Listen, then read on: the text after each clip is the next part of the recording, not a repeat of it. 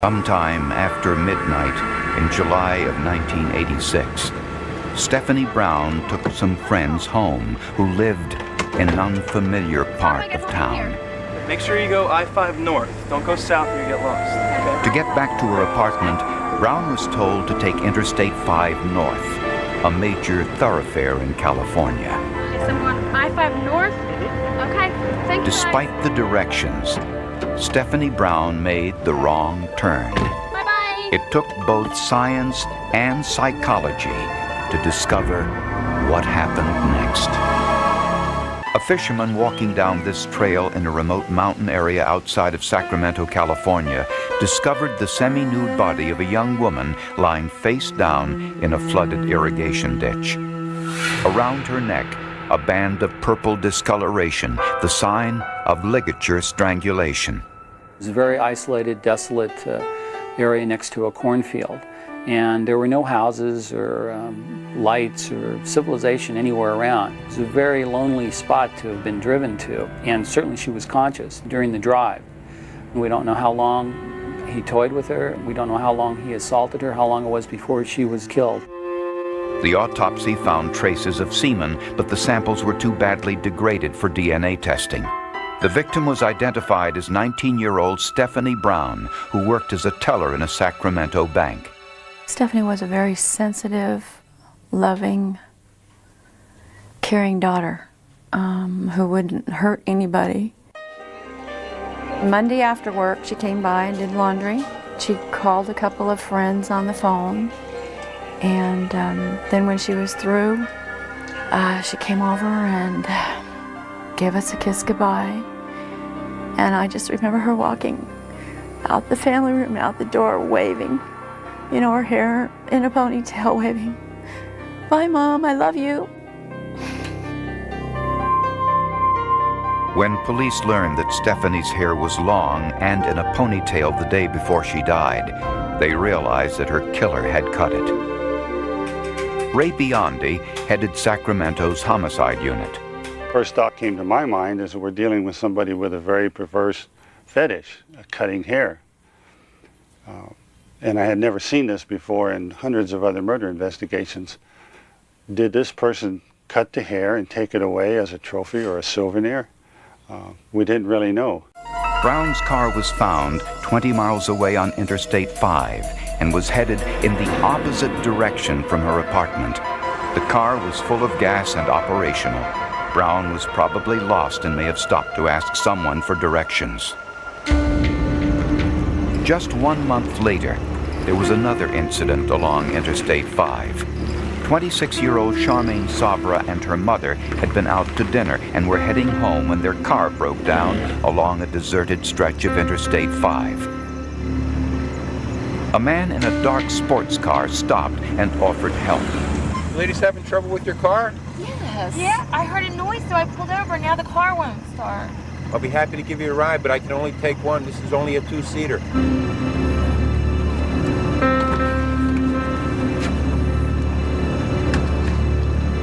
I'll be back as soon as I can. That was the last time her mother saw her.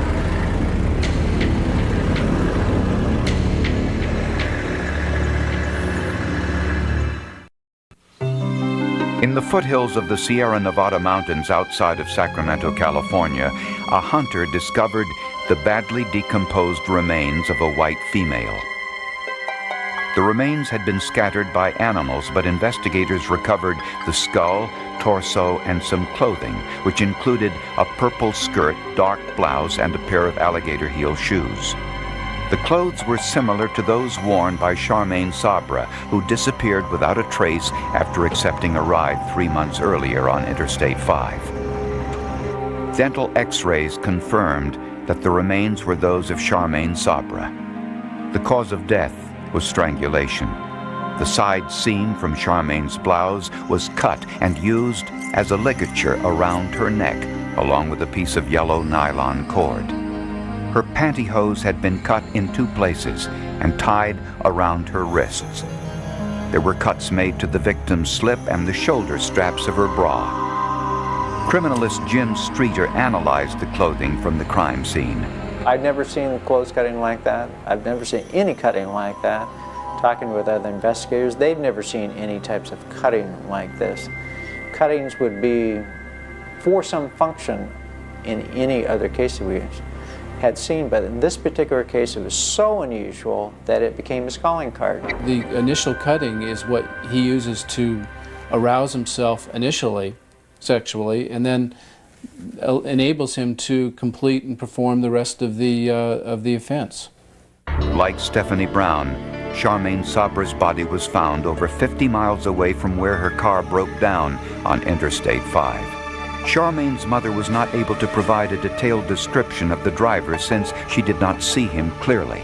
All she could say was that he was a white male in his 40s with a large nose and pale skin.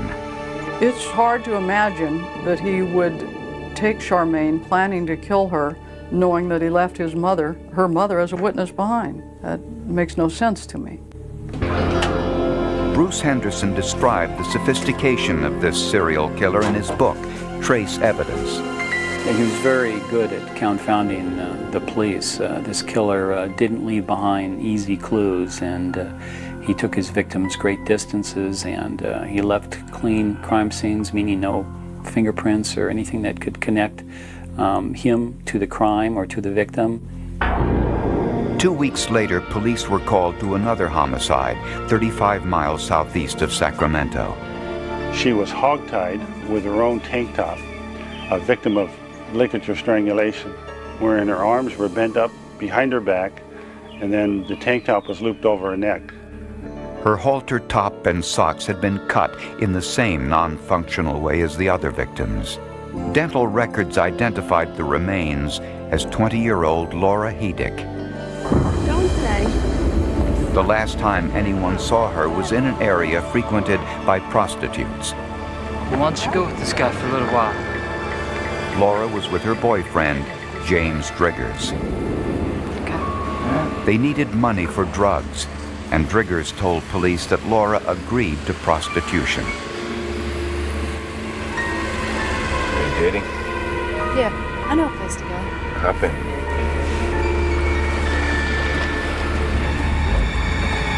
Laura left with a customer in a white car.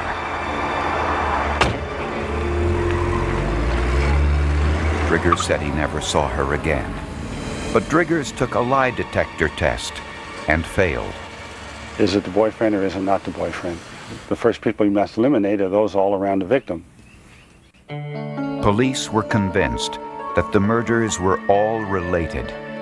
But if Driggers had a hand in his girlfriend's murder, what was his connection to the other victims? A serial murderer was on the loose in Central California, at first abducting women along Interstate 5 and later prowling for prostitutes in downtown Sacramento. Police decoys dressed as prostitutes in an attempt to lure the killer into their trap, and they also posed as motorists in distress along Interstate 5. Despite these efforts, the murders continued. On Sunday, June 21, 1987, in the remote woods of Deer Creek, Amador County, a family on a hiking trip found blood on the trail. The victim was identified as 25-year-old Karen Finch. She was divorced and the mother of a 2-year-old daughter. Her car was found near Interstate 5, fully operational. Her sandals were still in the car. If she walked barefoot, she hadn't planned to walk far. There was a piece of fragment of duct tape in her hair, which the light bulbs went on at the time thinking, this is what happened in Stephanie Brown case. That's why her hair was cut. The killer used duct tape to gag his victims and always cut it off before leaving the scene. He may have known that the sticky side of tape is a rich source of fingerprints. But this time, something went wrong. Karen Finch probably fought back, and when she did, the killer used what he had in his hand, the scissors, to stab her.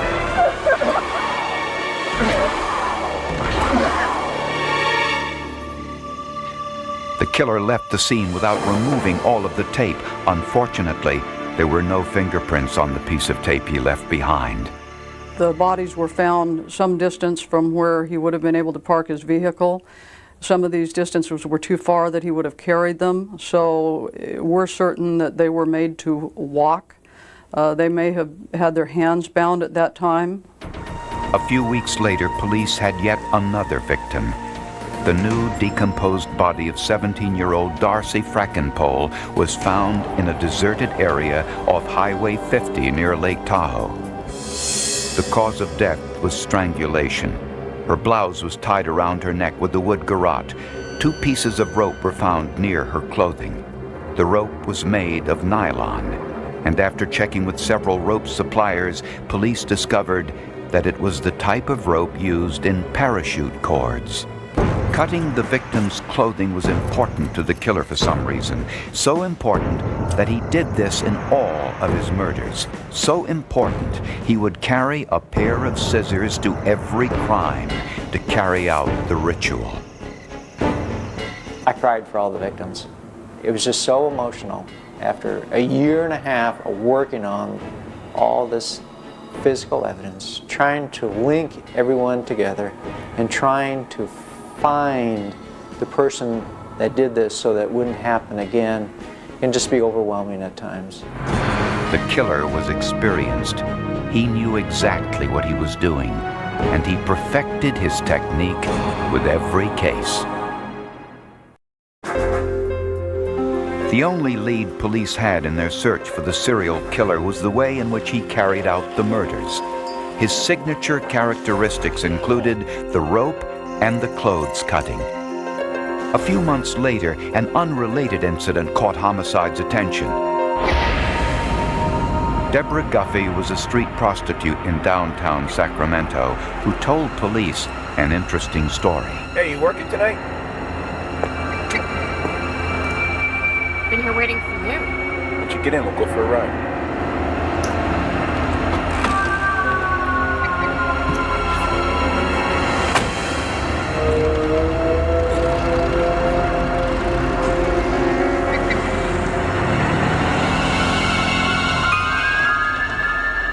When he parked the car, he turned violent, smashing Guffey's head into the dashboard and tried to handcuff her.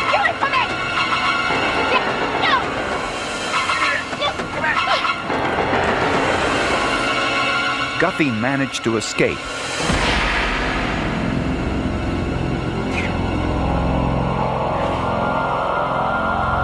A policeman was driving nearby, saw the altercation, and stopped to investigate. 48-year-old Roger Kibbe was charged with the assault. He was the manager of a public storage facility, married, and had a daughter from an earlier marriage. A background check on Roger Kibbe revealed an arrest 30 years earlier, at the age of 15, for stealing women's underwear off their clotheslines and cutting it in a random, non-functional way with a pair of his mother's scissors. Kibbe told police at the time he had a terrible relationship with his mother.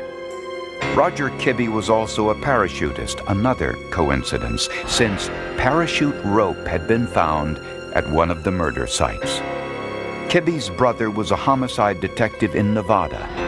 Another coincidence, since police suspected that the killer knew homicide investigative techniques. Roger Kibbe owned 2 different cars. One was similar to the car which picked up Charmaine Sabra. In the other, police found some rope with a garrote tied to the ends, a set of handcuffs, and scissors. We knew who our killer was. It was Roger Kibbe. But we lacked the evidence to actually file any murder charges against him. Criminalist Faye Springer is an expert in exchange or trace evidence that can link a suspect or victim to a crime scene.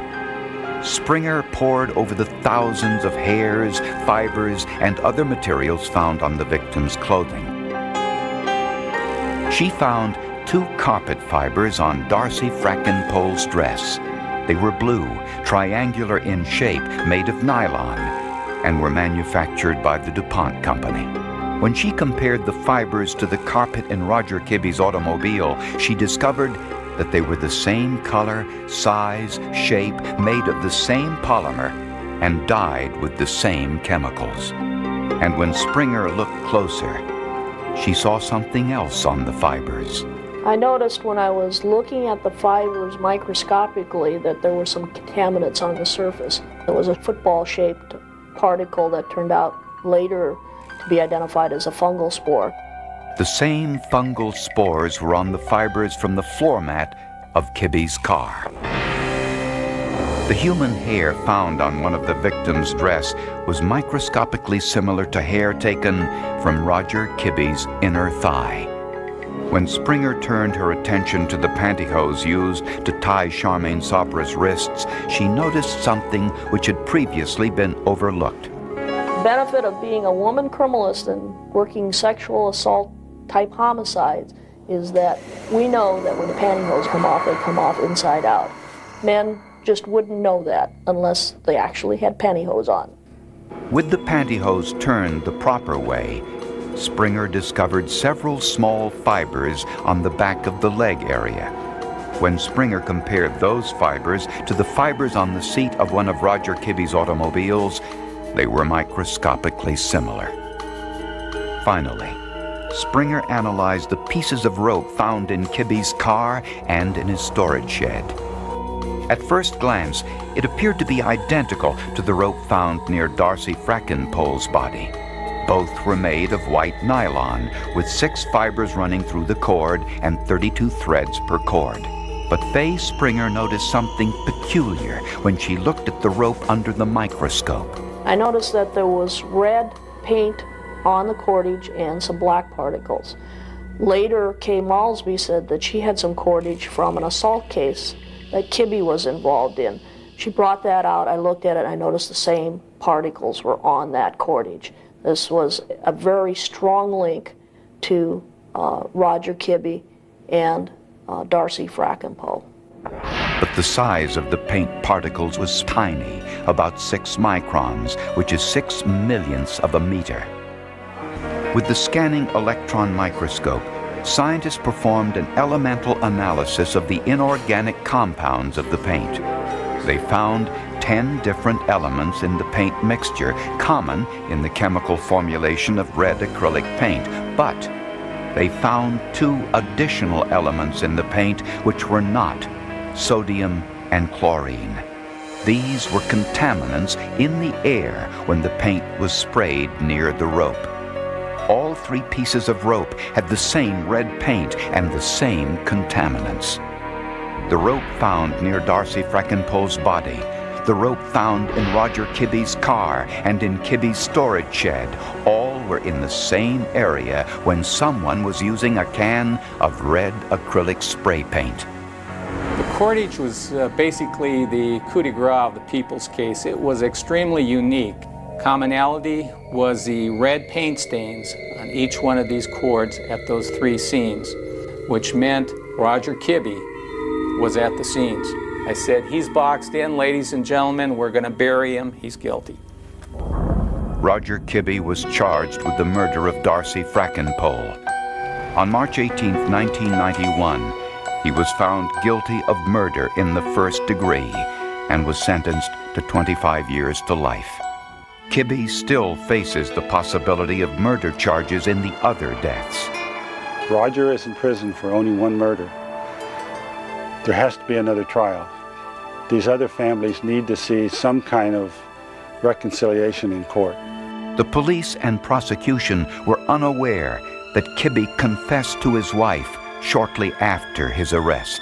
And I didn't know that he had murdered anybody until that night the police arranged for me to get in the back seat of a cruiser with him. And he told me that he had killed 5 people. Well, 4. Excuse me, 4. I cried. He cried. I asked him why. But when you're sobbing, I mean, we were sobbing. He said he didn't know.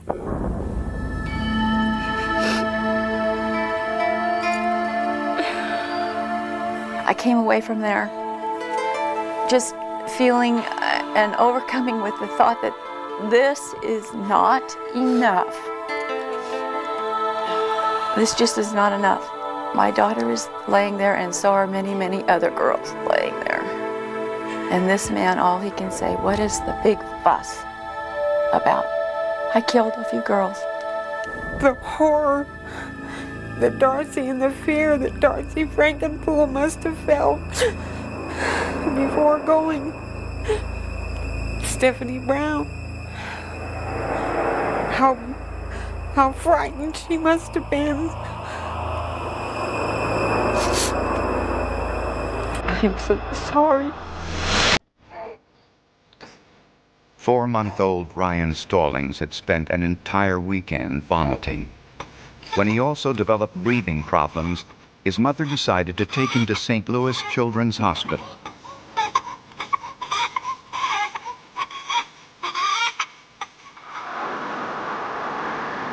Somewhere along the way, Patricia Stallings made the wrong turn and got lost. It was a mistake she'll regret for the rest of her life. Patricia and David Stallings had been married for about a year and had recently moved into a home overlooking Lake Wawanoka, just outside of St. Louis, Missouri. David was a printer. Patricia worked in a convenience store. 4-month-old Ryan was their only child and had always been sickly. After an entire weekend of vomiting and breathing problems, Patricia decided to take the baby to St. Louis Children's Hospital. During the trip, Patricia got lost and ended up at the emergency room of Cardinal Glennon Children's Hospital instead. Doctors there performed tests to understand what was causing Ryan's illness. He was listless, almost comatose, and continued to vomit. Nurse, let's get that blood right away. He was given a complete medical examination, including blood and urine tests. Ryan's blood samples were sent for testing to an outside independent lab, the SmithKline Beecham Clinical Lab in St. Louis. Gas chromatography on Ryan's blood sample found the cause of the child's illness. It was ethylene glycol poisoning. Ethylene glycol is a colorless, sweet-tasting substance found in industrial solvents and resins. It can be fatal in large enough doses. Hospital officials notified both the Sheriff's Department and the Missouri Department of Family Services. I'll take the base. Investigators searched the Stallings home. In the basement, they found 2 containers of antifreeze under a pool table. One of the containers was half empty, and it listed ethylene glycol as the main ingredient. You cannot form ethylene glycol in your body. The body cannot naturally form that. Therefore, it has to be ingested. And when you've got a child who's 4 months old, a child who's 4 months old doesn't have the capability of ingesting anything. Therefore, it had to be purposefully ingested. Fortunately, Ryan's condition gradually improved. When he was released from the hospital, he was not returned to his parents. Instead, the Department of Family Services placed Ryan in foster care until they completed their investigation. And that investigation revealed some troubling information. They discovered that Patricia Stallings was the mother of another child, a 5-year-old son who was in her sister's custody because of allegations of child abuse. He was born out of wedlock when she was young. Subsequent to his birth, he was taken away from her by the state when they discovered that he was in the first stages of frostbite and malnutrition. Now, Patricia's explanation to me at the time was that, the reason that he was in that state was because she was in a similar state because she didn't have any money, any place to live. While Ryan was in foster care, Patricia was only permitted to visit him once a week under the supervision of the Department of Family Services, or DFS. A few days after her 6th parental visit, Ryan got sick once again and was taken to Cardinal Glennon Children's Hospital.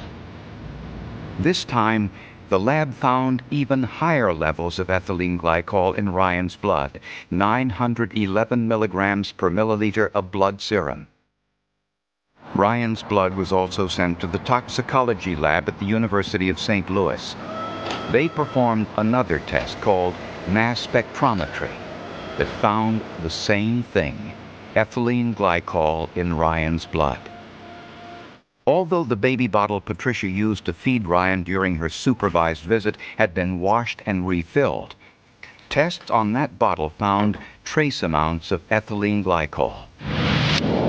And prosecutors learned that the individual assigned to stand guard during Patricia's visit with Ryan inexplicably left the room for a short time against instructions.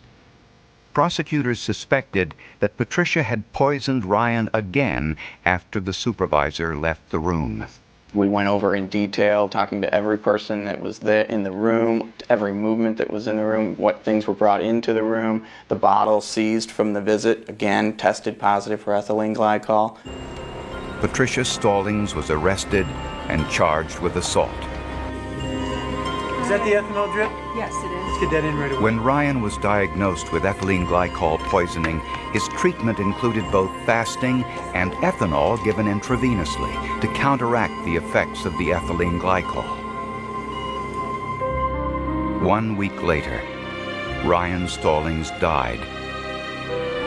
The charge against Patricia Stallings was now murder. When DJ was just a few weeks old, he had an episode of vomiting, seizures, and breathing problems while in foster care. DJ was rushed to St. Louis Children's Hospital. Ironically, it was the hospital Patricia planned to take Ryan to before she got lost. Doctors diagnosed DJ with a very rare metabolic disorder called methylmalonic acidemia, or MMA, which inhibits the body's ability to process food, especially proteins. It also produces toxins in the blood. To prosecutors, it was a startling development.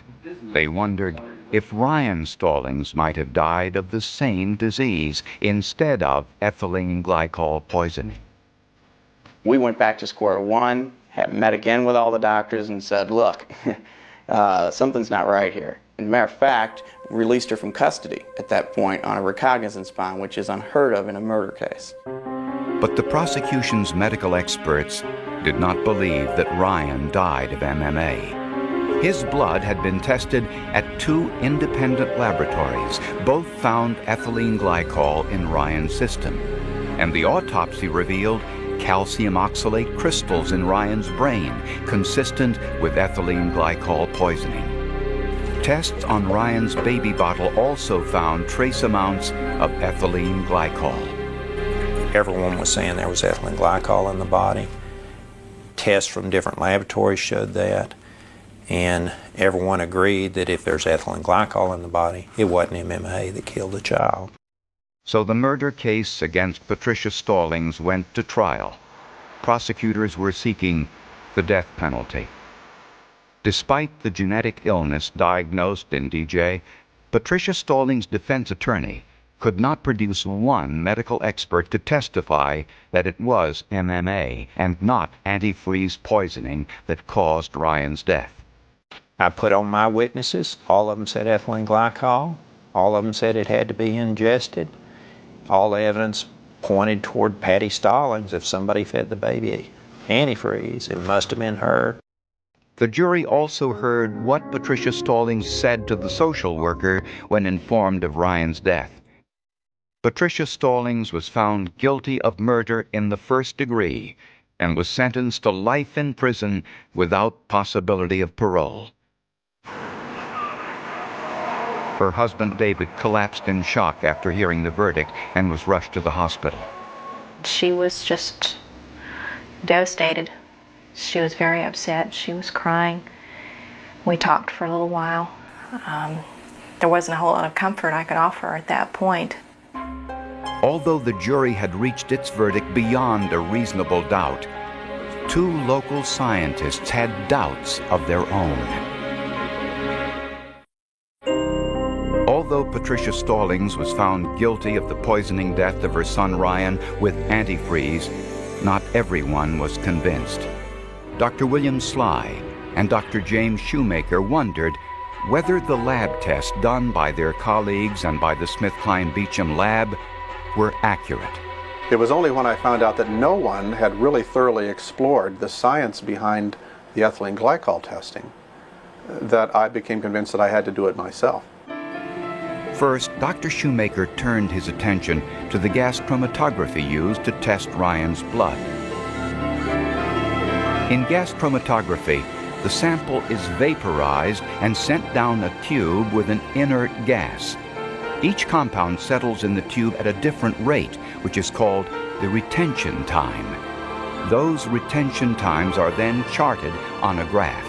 A reference library of retention times is then consulted in order to identify any compounds found in the blood. Medical experts who testified against Patricia Stallings said that the peak on the graph of Ryan's blood serum appeared at a retention time that matched that of ethylene glycol. Dr. Shoemaker retested Ryan's blood samples and analyzed the retention times. He didn't find ethylene glycol. He found something else. There was a compound that was very highly elevated in the serum, a compound called propionic acid, that comes off very close, but not identically, with ethylene glycol. And he and I speculated that that might be the basis of a misidentification that led to the incorrect diagnosis of ethylene glycol poisoning. Propionic acid is often produced in patients who have MMA, the rare genetic illness diagnosed in Ryan's brother, DJ. The only difference between propionic acid and ethylene glycol is a few carbon atoms. To find out if other labs were capable of misreading propionic acid as ethylene glycol, Dr. Shoemaker sent blood samples spiked with propionic acid to 7 different laboratories. Sure enough, 3 out of the 7 laboratories that we tested came back with positive results for ethylene glycol, when we knew the only thing in those samples was propionic acid. When Dr. Shoemaker examined the graphs shown to the jury during Patricia Stallings' trial, one showing the ethylene glycol found in Ryan's blood, and next to it, a graph of a known sample of ethylene glycol, he discovered a huge mistake. But the tragic thing is that no one bothered to actually superimpose the two like this. And when you look at it very closely and line up the injection point here and the internal standard here, the 2 peaks are actually quite different. And if you move them up here so you can see, they don't come out at the same time at all. The retention times are actually very different. Dr. Shoemaker suspected that Ryan Stallings died of MMA and had not been poisoned with ethylene glycol. But Dr. Shoemaker was a junior member of the faculty at the time and knew that his conclusions would be challenged by experts. When prosecutors learned about these new test results, they were stunned. Was it possible that Patricia Stallings had been convicted of a murder that never happened? The Stallings hired attorney Robert Ritter to handle their appeal. He immediately requested a new trial, arguing that Patricia Stallings' first lawyer had not mounted a proper scientific defense. After several hours of discussion, I came away convinced that Patty did not poison her child and that a horrible injustice had resulted here. When prosecutors heard the new test results from St. Louis University, even they agreed that this new medical information raised serious questions. Once we were aware that there were actually doctors out there prepared to say that obviously didn't testify at trial, may have made a difference at the trial. And we agreed to a new trial. And we didn't have to do that. But prosecutors had 2 independent laboratories that found ethylene glycol in Ryan's blood. Traces of ethylene glycol were found in the baby bottle, and the autopsy report found oxalate crystals in Ryan's brain, a finding consistent with ethylene glycol poisoning. To sort through the scientific inconsistencies, prosecutors sought an outside expert. At Yale University, they found Dr. Piero Rinaldo, one of the world's leading experts in metabolic diseases. He reviewed the scientific data that formed the basis for the case against Patricia Stallings. I received all the raw material, all the data from the labs where the tests were done. That was really the exceptional moment for me in this story, because I couldn't believe how low was the quality of the analytical work done in the commercial lab. Dr. Rinaldo called the lab reports garbage. He agreed with Dr. Shoemaker and Sly that the gas chromatography peak shown to the jury as that of ethylene glycol was not ethylene glycol at all, and did not match the graph depicting the known sample of ethylene glycol. The retention time of the peak in question was 33 seconds later, which in gas chromatography is an enormous difference. It's really huge. And when Dr. Rinaldo reviewed the mass spectrometry results, he found a similar error. The spike in Ryan's blood identified as ethylene glycol did not match the known sample. That really blew me away, because especially in a case, obviously, with legal implications, it must be perfect match. This was not even close. It was, again, absolutely strikingly obvious evidence that there was no match. Dr. Rinaldo immediately presented his findings to prosecutor George McElroy. The next day, McElroy held a news conference. The state of Missouri is dismissing all pending charges against Patricia Stallings based upon the death of her child, Ryan. And I'm satisfied, I'm convinced, that Patricia Stallings did not poison her child. Dr. Rinaldo believes that Ryan Stallings died of MMA, the same genetic illness his brother DJ was born with. Is that the ethanol drip? Yes. We'll take that in right away. He also believes that the inaccurate lab reports led doctors to administer the wrong treatment, the ethanol drip, which possibly contributed to Ryan's death. The ethanol drip was also the suspected cause of the calcium oxalate crystals found during Ryan's autopsy, and not ethylene glycol. Scientists also suspect that the process of washing Ryan's baby bottle caused the false readings of ethylene glycol when the bottle was tested. The conviction of Patricia Stallings had been a mistake. Oh, wow. If DJ hadn't been born, Patty Stallings would be in jail for the rest of her life without parole, and no one would ever have raised a second question. I think DJ's birth is what saved her, because the first child's diagnosis would never have been made. I can understand a person who's been through all that she went through finding an apology pretty lacking. But as I told her, I had a job to do. I had the evidence before me that I felt gave me no choice. Patricia Stallings filed lawsuits against the hospitals, doctors, and laboratories that had misdiagnosed Ryan. All were settled before going to trial. Their son DJ, who by being born with MMA led scientists to the real killer of his brother Ryan, is managing his disease with a special diet and other treatments. It is strange that such a small mistake on paper could make such a huge change in the lives of people. But in this case, you can see that a few millimeters of difference in where a peak appeared on a sheet of paper made all the difference in a woman's life. The science was the strongest evidence and was what ultimately convicted her, but it was also what ultimately freed her. The call comes in just after dawn, the kind of hour when the world feels unfinished, when fog still clings to fields and the radio murmurs low, intimate, almost afraid of its own voice. A dispatcher's words cut through the static.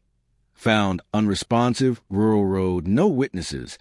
And in that instant, a town in Iowa begins to fracture, though it doesn't know it yet.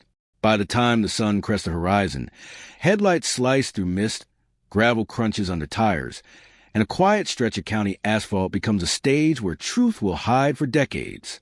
This is how it starts. Not with a scream, with silence so thick it hums. The body lies near a ditch. The grass pressed flat as if the earth itself tried to remember the shape of what happened. There's no wallet, no phone. Phones are still bricks in 1998, tethered to cars and offices, not pockets. The shoes are scuffed, the jacket wrong for the weather. Too light, like someone left in a hurry or chased.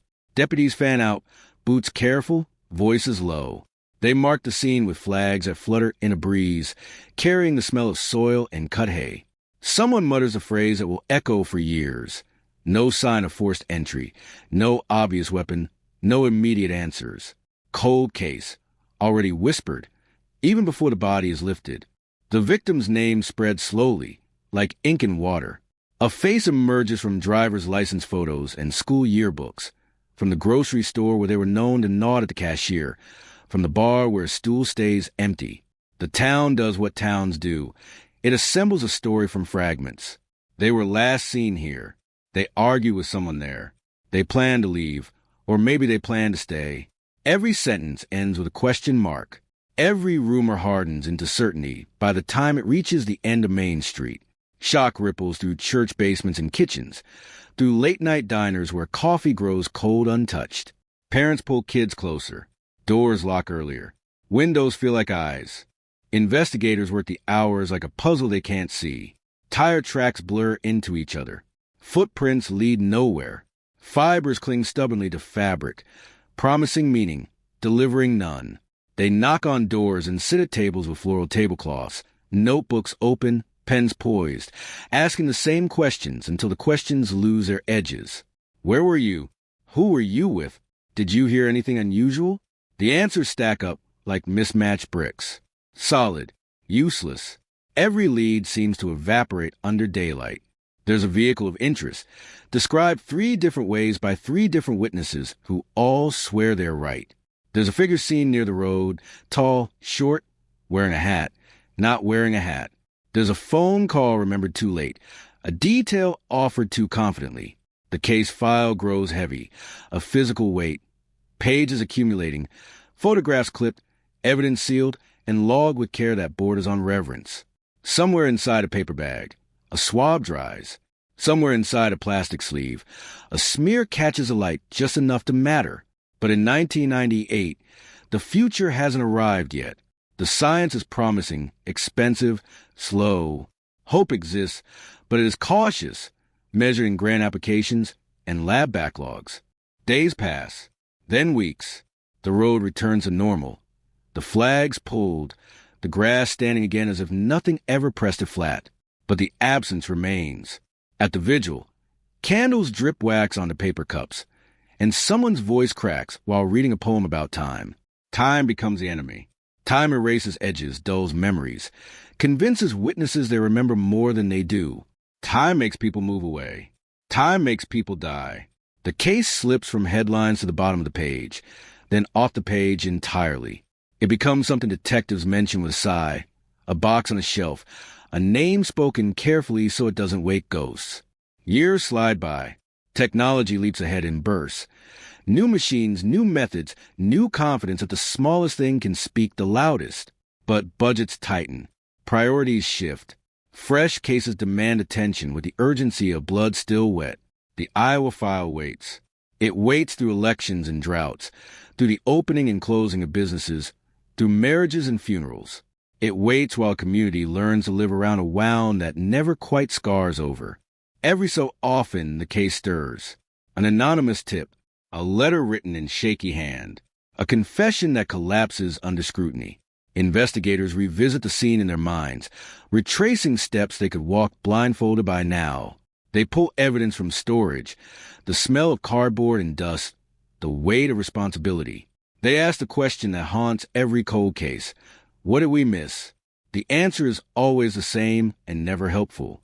Something small, something quiet, something hiding in plain sight. Then years later, a change, not dramatic, administrative, a new unit formed, a mandate issued, a push to review unsolved cases with modern eyes. The Iowa file lands on a desk under fluorescent lights that buzz faintly relentless. The detective assigned to it reads everything, every report, every margin note. They notice patterns where others saw noise. They notice an inconsistency that refuses to behave like a coincidence. They notice an evidence log entry that feels heavier than its description suggests. The swab, the smear, the thing that dried in 1998, waiting for a future that finally arrived. Testing is requested. Approved. Delayed. Approved again. The lab hums.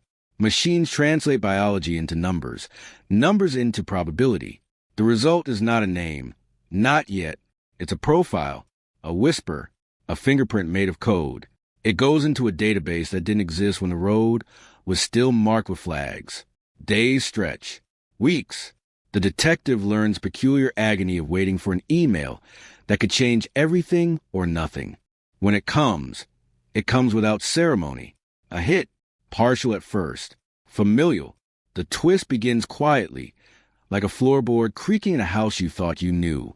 The name that surfaces isn't on the suspect list. It never was. It belongs to someone adjacent. Someone connected by blood, by chance, by a life that brushed against the victims without ever colliding in the official story. Investigators sit back, stunned, recalibrating. This is not the narrative the town told itself. This is not the villain they imagined. They move carefully now. They know what a misstep can do. They build a bridge from code to person, from probability to proof. They map family trees and timelines. They revisit alibis that once seemed solid, press them gently until hairline fractures appear. They knock on doors again, older now, greeted by faces that recognize the badge with a mix of relief and dread. The past exhales. People remember things differently when time has done its work. Fear loosens tongues.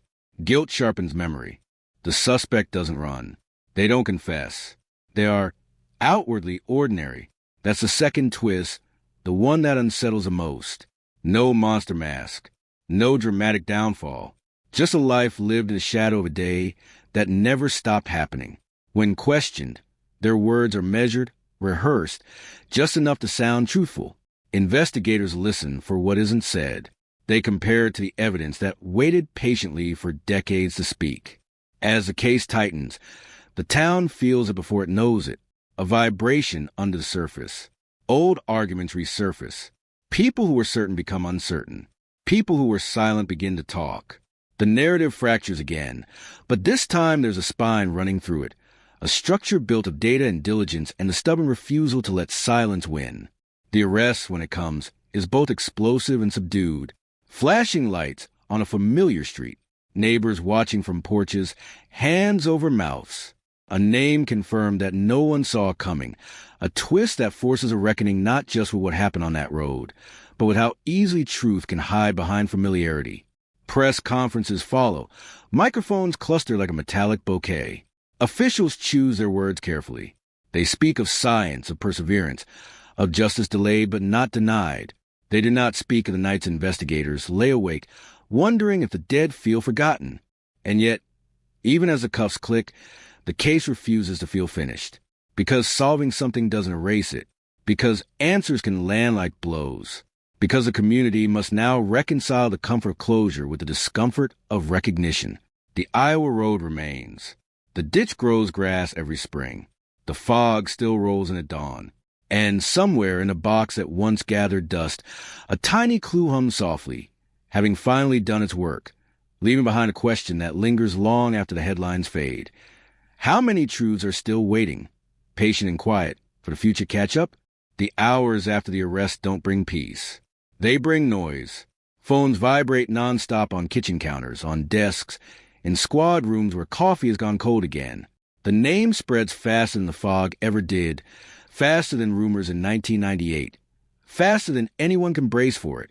People repeat it to make it real, then repeat it again because it doesn't sound right in their mouths.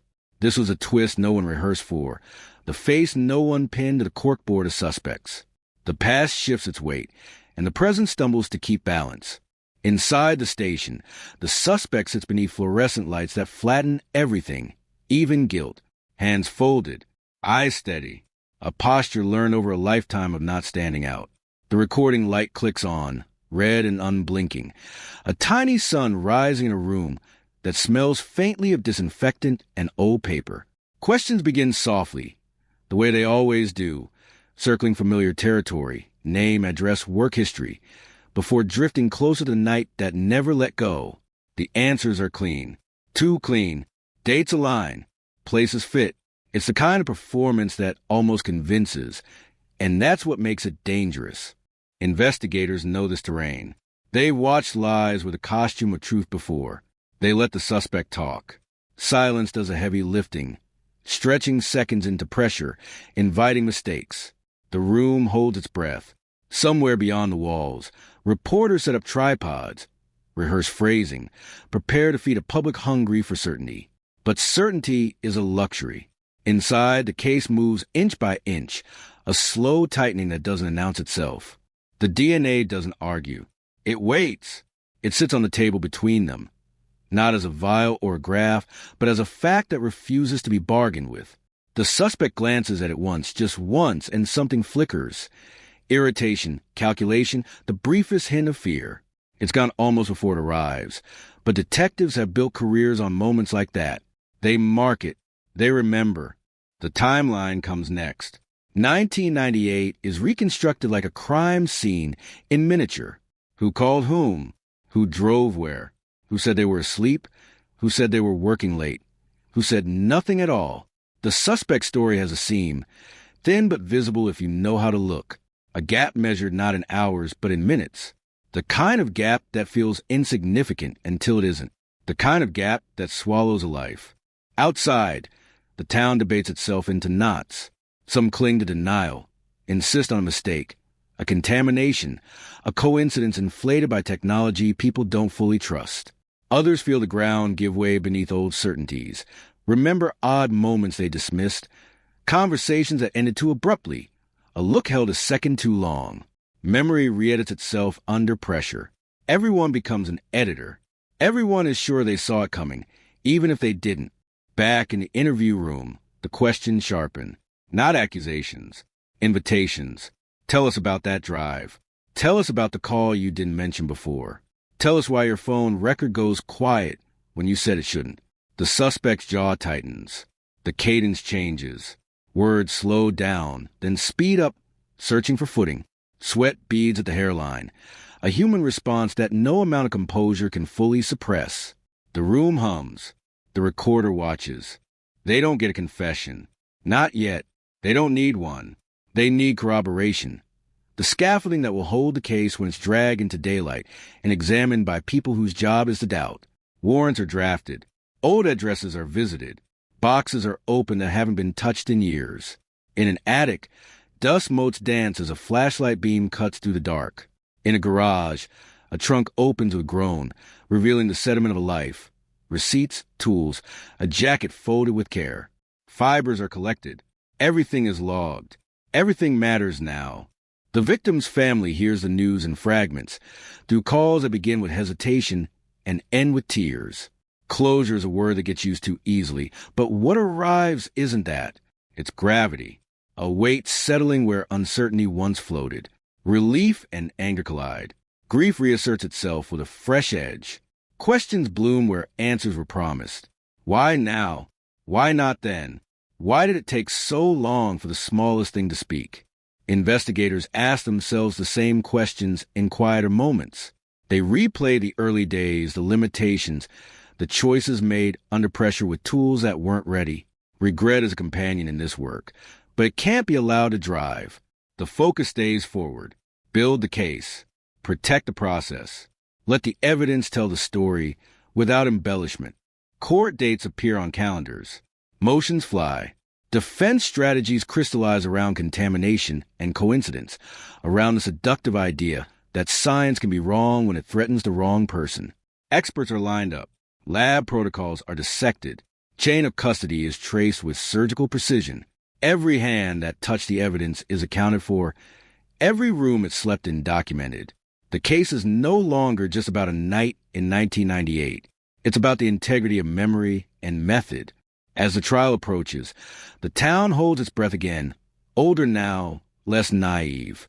People line up outside the courthouse before dawn, clutching coffee and expectation. Inside, the air is different, formal, restrained, charged. The jury watches faces, listens to voices, weighs not just facts but the spaces between them. The prosecution lays out a narrative that feels inevitable only in hindsight, a path illuminated backward by a single, stubborn clue. The defense pushes back, questions everything, does its job with vigor that feels, to some, like cruelty. Witnesses take the stand. Some tremble. Some steel themselves. Some surprise everyone by remembering details they thought were gone forever. An old phone log becomes a Rosetta Stone. A map of roads and times turns abstract numbers into movement, into proximity. The DNA expert speaks calmly, precisely, translating complexity into clarity. Probability becomes overwhelming. The room leans forward. When the verdict comes, it doesn't explode. It lands. Guilty. A word that carries more weight than sound should allow. Gasps ripple, then silence, then a release that sounds like rain hitting pavement after long drought. The suspect's face cracks just enough. The mask slips. It's over, people say. It's finally over. But endings are complicated. Sentencing brings its own rituals, its own language. Years are counted. Statements are read. The victim is spoken into the room again, not as a body on a road, but as a person with habits and hopes and a laugh that once filled space. The community listens, some standing, some unable to meet the eyes of those who speak. Justice is pronounced formal and final, and still the air feels unfinished.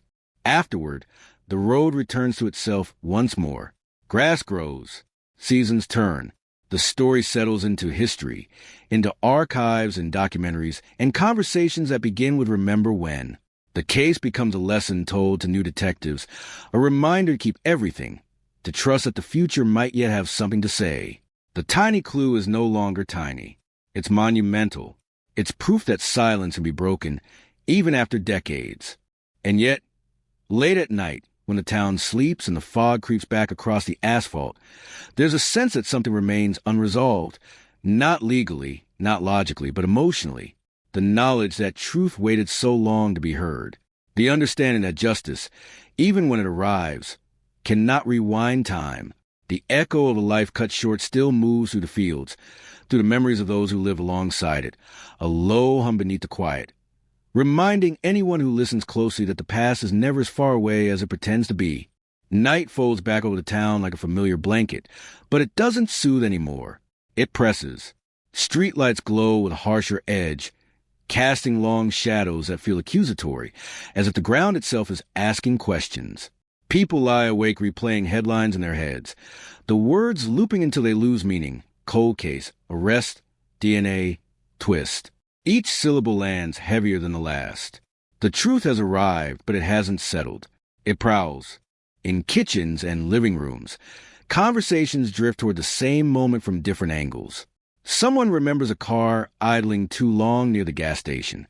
Someone else recalls a face at a fundraiser, smiling in a way that now feels rehearsed. These memories aren't evidence, not in a courtroom sense, but they reshape the emotional map. Streets gain new contours. Houses take on new expressions. Familiar becomes suspect, and suspect becomes unbearable. Inside the jail, the man who lived unnoticed now learns what it means to be seen. The clank of doors echoes like punctuation marks at the end of sentences he can no longer revise. He stares at the concrete wall, searching for cracks, patterns, anything that might distract from the weight pressing inward. Lawyers speak of appeals and procedures, but the words slide off. The past is caught up and it has teeth. Investigators, meanwhile, do not celebrate.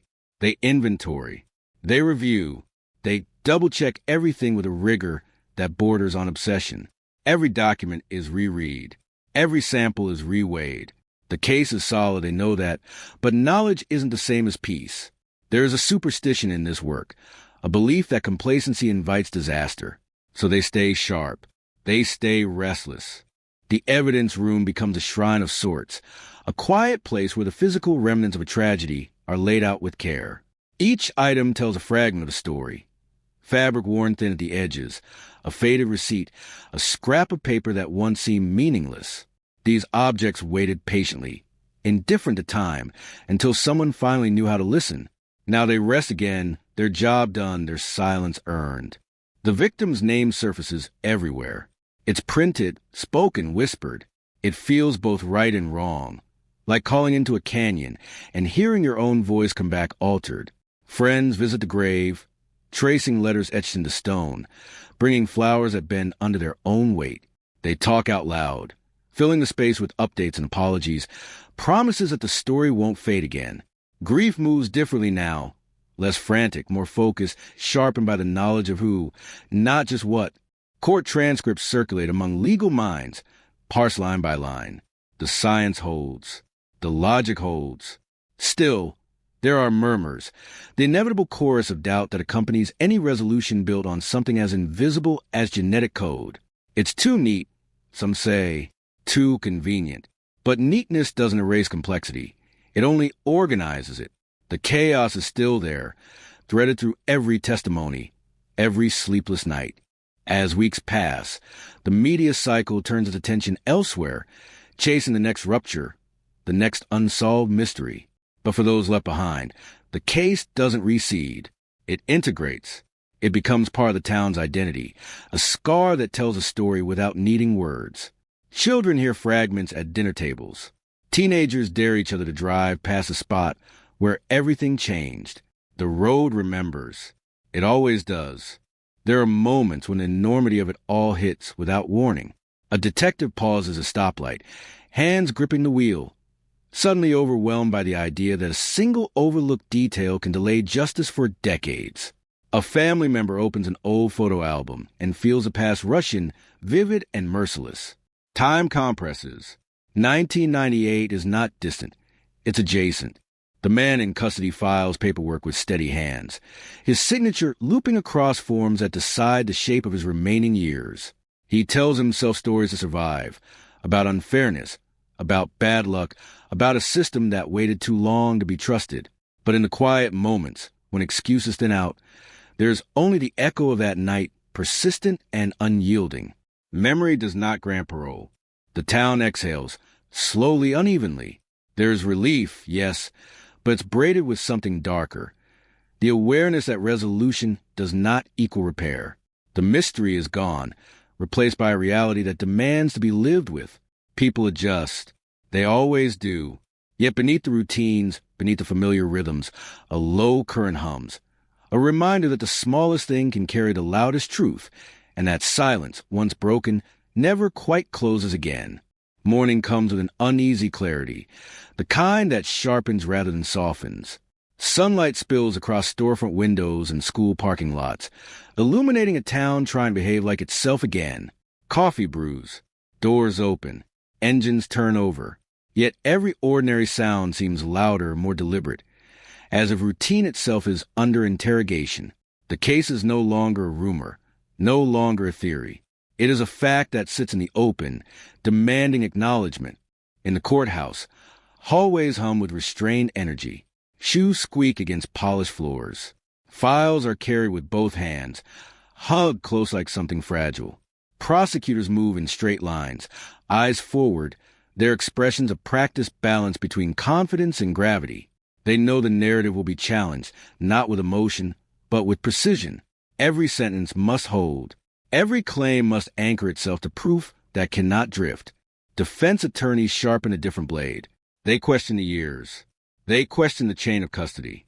They question the science, not because it failed, but because it evolved. Words like contamination and protocol are raised carefully, like smoke meant to obscure a clear view. This is the dance now, a choreography rehearsed in countless courtrooms, where truth advances in measured steps and doubt tries to cut in. Witnesses wait in rooms that smell faintly of disinfectant and old paper. Some haven't spoken about that year in decades. When they do, their voices sound surprised by their own steadiness. Memory, it turns out, is not a static thing. It has weather. It erodes. It floods. Yet certain details remain stubbornly intact. A sound, a color, the way the air felt before everything changed. Those details surface now, unexpected and vivid.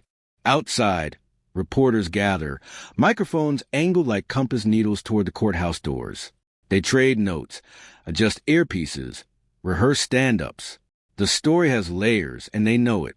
They talk about the twist, the reveal, the technology that turned a whisper into a verdict. But behind the sound bites, there is an awareness that no headline can fully capture the cost of waiting this long for an answer. In quiet offices, lab technicians revisit the process that cracked the case. They walk through it again, step by step, as if retracing a path through the dark. A sample preserved against odds. A database expanded by time and policy. A match that emerged not with a bang, but with a calm notification on a screen. It's almost anticlimactic in retrospect, which makes it all the more profound. Justice didn't arrive dramatically. It arrived correctly. The victim's family navigates a new landscape. There are interviews they agree to and others they decline. There are moments of strength followed by sudden exhaustion. Closure is a word people use around them, but it feels too smooth, too finished. What they feel is something else, an alignment, perhaps a sense that the story now has an ending, even if the pain doesn't obey narrative rules. The accused sits through proceedings with a posture that suggests endurance rather than defiance. He listens as timelines are reconstructed, as places are named, as decisions made in the dark are dragged into fluorescent light. Each detail narrows the space for denial. Each pause stretches longer than the last. The room holds its breath, again and again. At night, the town returns to its quieter self, but the silence has changed texture. It's less haunted, more reflective. Porch lights glow. A dog barks somewhere down the block. People stand in doorways a moment longer than usual, looking out at streets they've known all their lives, streets that now feel newly revealed. The past has been folded into the present, and there is no separating them. Somewhere between relief and reckoning, a realization settles in. This case did not end when the truth was found. It began again, reshaped by understanding. The twist no one saw coming was never just about who did it. It was about when the world finally learned how to listen, how patience and persistence can outlast silence, how even the smallest trace can carry a story all the way home.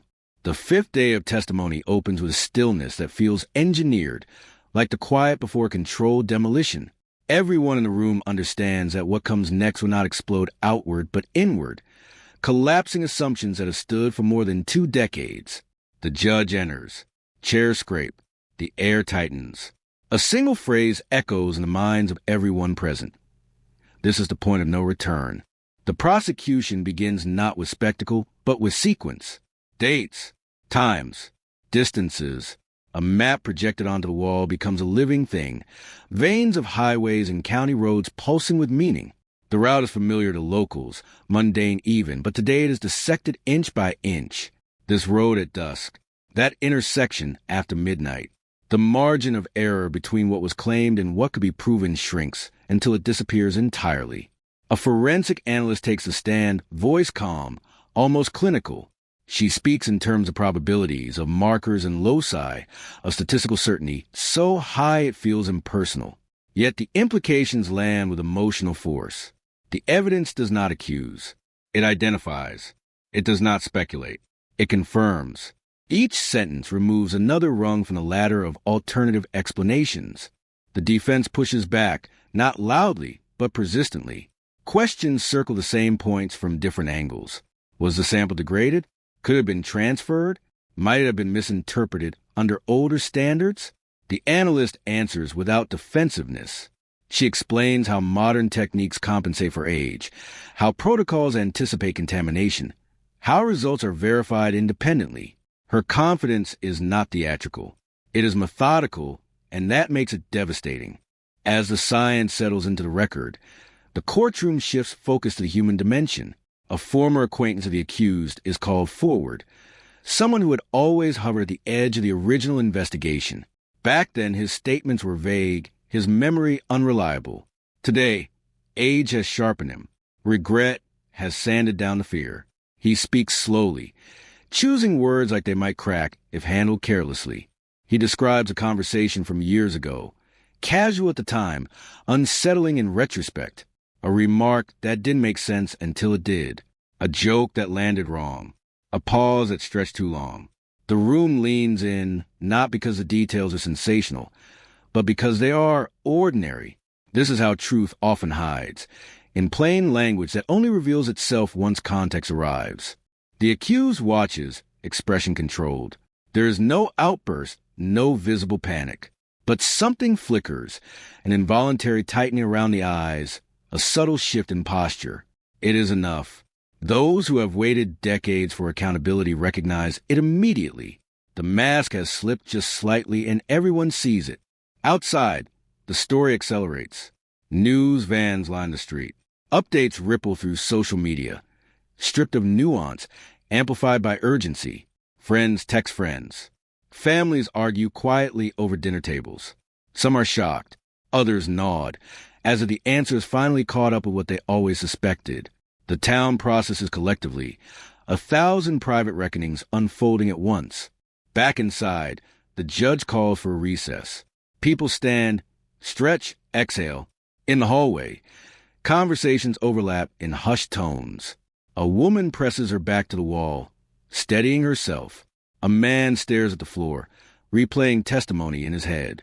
Time feels elastic, stretched in by anticipation. When proceedings resume, the prosecution delivers a narrative that is no longer theoretical. It is assembled, complete. Motive is suggested, not shouted. Opportunity is demonstrated, not assumed. Behavior after the fact is examined with a careful eye. Patterns emerging where coincidence once lived. The story is not dramatic. It is coherent, and coherence is its power.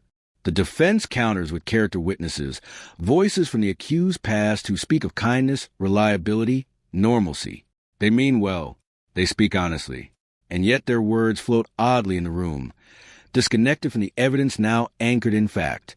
The contrast is stark. Personality versus proof. Memory versus measurement. As evening approaches, the courtroom empties again. The judge adjourns for the day. People file out into a sky bruised with clouds, the light dimming fast. Conversations continue in low murmurs, but the tone has changed. The mystery that once dominated every discussion is gone. In its place is something heavier, more sobering. Accountability. That night, the town does not sleep easily. Televisions glow late into the dark. Phones buzz on nightstands. People lie awake, staring at ceilings, realizing that the past has finally caught up with the present. The twist no one saw coming was never hidden in shadows. It was waiting in the margins, patient, persistent, until the moment arrived when it could no longer be ignored. Morning breaks without ceremony, gray light spilling over the courthouse steps like it has done every day for decades, indifferent to what history is unfolding inside. By the time the doors open, a line has already formed. Some faces are familiar. People who have shown up every day since the trial began. Others are new, drawn in by headlines that grew sharper overnight. Cold case cracked. Twist revealed. No one saw this coming. The words linger in the air, heavy, unfinished. Inside, the courtroom feels smaller now, as if the walls have moved inward. The weight of what has already been said presses down on every bench, every desk. The accused is escorted in, posture rigid, eyes forward. There is no acknowledgement of the crowd, no glance toward the gallery. Control has become a strategy, perhaps the last one left. The prosecution opens the day by return to the timeline, but this time they slow it down, painfully so. Every minute is examined, every gap illuminated. They revisit the night of the crime, not to rehash the obvious, but to expose what was once overlooked. A phone call placed and then deleted. A vehicle seen where it should not have been. A receipt timestamp that never quite lined up until now. These are not new facts. They are old facts, rearranged until they finally make sense. An investigator from the original case takes the stand. His hair is white now, his voice rougher, but his memory is intact. He speaks with a mixture of pride and regret, recounting long nights, dead ends, the constant pressure to deliver answers with limited tools. He admits what everyone in the room already knows, but rarely hears said aloud. Mistakes were made. Leads were missed. Assumptions hardened into conclusions too quickly. The admission lands hard, not as an excuse, but as a confession. The cold case was not just unsolved. It was mishandled, not out of malice, but out of urgency and constraint. The room absorbs this quietly. There is no outrage, no gasps, just understanding. And beneath it, a simmering anger that the truth had to wait so long to surface. The prosecution pivots, introducing evidence that never made it into the original trial file. Notes scribbled in margins. A witness statement flagged as unreliable and then forgotten. A lab request denied due to budget limitations. Each piece is small on its own. Together, they form a shadow narrative, one that ran parallel to the official story but was never allowed to merge with it. The defense rises, visibly unsettled. Objections come faster now, sharper. They argue relevance. They argue prejudice. They argue that hindsight is being weaponized. The judge listens and overrules again and again. The past, it seems, has earned its right to speak. A forensic psychologist is called next. She does not diagnose. She contextualizes. She explains how stress, fear, and self-preservation shape behavior after a crime, how people compartmentalize, how lies are not always elaborate but often simple omissions. Her testimony is not accusatory, but it fills the room with an uncomfortable clarity. The behaviors described sound familiar, too familiar. Eyes drift, almost involuntarily, toward the accused. He remains still, but the tension is visible now, etched into the lines of his face. The performance of composure is beginning to crack, not dramatically, but in ways that feel irreversible. During a brief recess, the gallery hums with restrained conversation. Some people step outside for air. Others stay seated, staring at nothing. A woman wipes her eyes, not from shock, but from relief. The waiting, the not knowing, the decades of unanswered questions. Something is finally giving way. When court resumes, the prosecution introduces one final thread. Behavior after crime that once seemed insignificant. A sudden move. A relationship abruptly ended. A habit quietly abandoned. At the time, it was dismissed as coincidence. Today, it is reframed as response. Not proof on its own, but context. And context, in this case, is everything. The defense attempts to reclaim ground, calling their own expert to challenge interpretations, to remind the jury that certainty is dangerous. The argument is sound in theory. In practice, it struggles to stand against the accumulation of detail, now etched into the record. Doubt, once expansive, has narrowed to a thin corridor with no exits. As the day draws to a close, the judge addresses the jury directly, reminding them of their responsibility, their duty to weigh evidence without emotion. It is a necessary instruction, but an impossible one. Emotion has been part of this case since the beginning, woven into every silence, every delay, every lost year. Outside, dusk settles again, heavy and unresolved. The crowd disperses slowly, conversations trailing off into the parking lot. No one knows how this will end. Not yet. But everyone feels it now, deep and undeniable. The case is no longer frozen in time. It is moving and there is no stopping it. Night comes down hard after the courthouse lights go dark, and the town feels like it's holding its breath. Porch lights flick on one by one. Television screens glow behind curtains, and everywhere the same images replay on loop. The same still frame. The same words crawling across the bottom of the screen. Cold case. Breakthrough. Twist. The story that once belonged to dusty files and forgotten memories now lives in the present tense, and nobody can escape it. By morning, the pressure has doubled. The jury files in quieter than before, their faces drawn, eyes heavier. Whatever sleep they got was thin. You can feel it in the room, that sense that everyone crossed a line overnight, from curiosity into consequence. This is no longer about what happened back then. This is about what happens next. The prosecution wastes no time. They stand and bring out something the courtroom hasn't seen yet, something that never surfaced during the early days of the investigation, because no one knew to look for it. A personal notebook, not a diary, not a confession, just pages, lists, dates, times, mundane on the surface, devastating underneath, the kind of object that hides in plain sight for years because it doesn't look like evidence, until it does. An analyst explains how the handwriting was authenticated, how ink aging places it firmly in the late 90s. The defense listens closely now, pen frozen above paper. One page is enlarged on the screen. A date jumps out. The date, the night, everything changed. Next to it, a single line. A location that was never publicly released. A detail only investigators knew. A detail the accused was never supposed to have. The courtroom stiffens. This is different. This isn't interpretation. This isn't theory. This is knowledge without explanation. The prosecution lets the silence stretch before speaking again, letting the implications sink in slowly, cruelly. How does someone write down a location they were never told about? How does that information exist outside the official record? The defense objects, voice raised, urgency bleeding through. They argue contamination. They argue coincidence. They argue that memory is unreliable. The judge allows the argument, but the damage is already done. You can see it in the jury's posture. Back straighter, eyes sharper. Something has clicked into place. A former co-worker is called next, someone who knew the accused casually, unremarkably. The kind of witness no one pays attention to at first. He testifies about an offhand comment made weeks after the crime, a joke that landed wrong, a sentence that didn't make sense at the time. He remembers it now because it never sat right, because it replayed in his head for years without context. Now, suddenly, it has won. The words echo in the room, stripped of humor, exposed. The defense tries to discredit him, pointing out the delay, the fading memory. But memory doesn't always fade evenly. Sometimes it hardens. Sometimes the strange things stay sharp because they never belonged.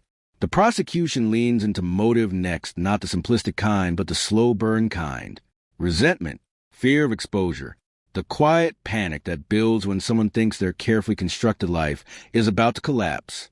They paint a picture not of a monster, but of a person cornered by their own choices, a person who believed they could control the narrative forever.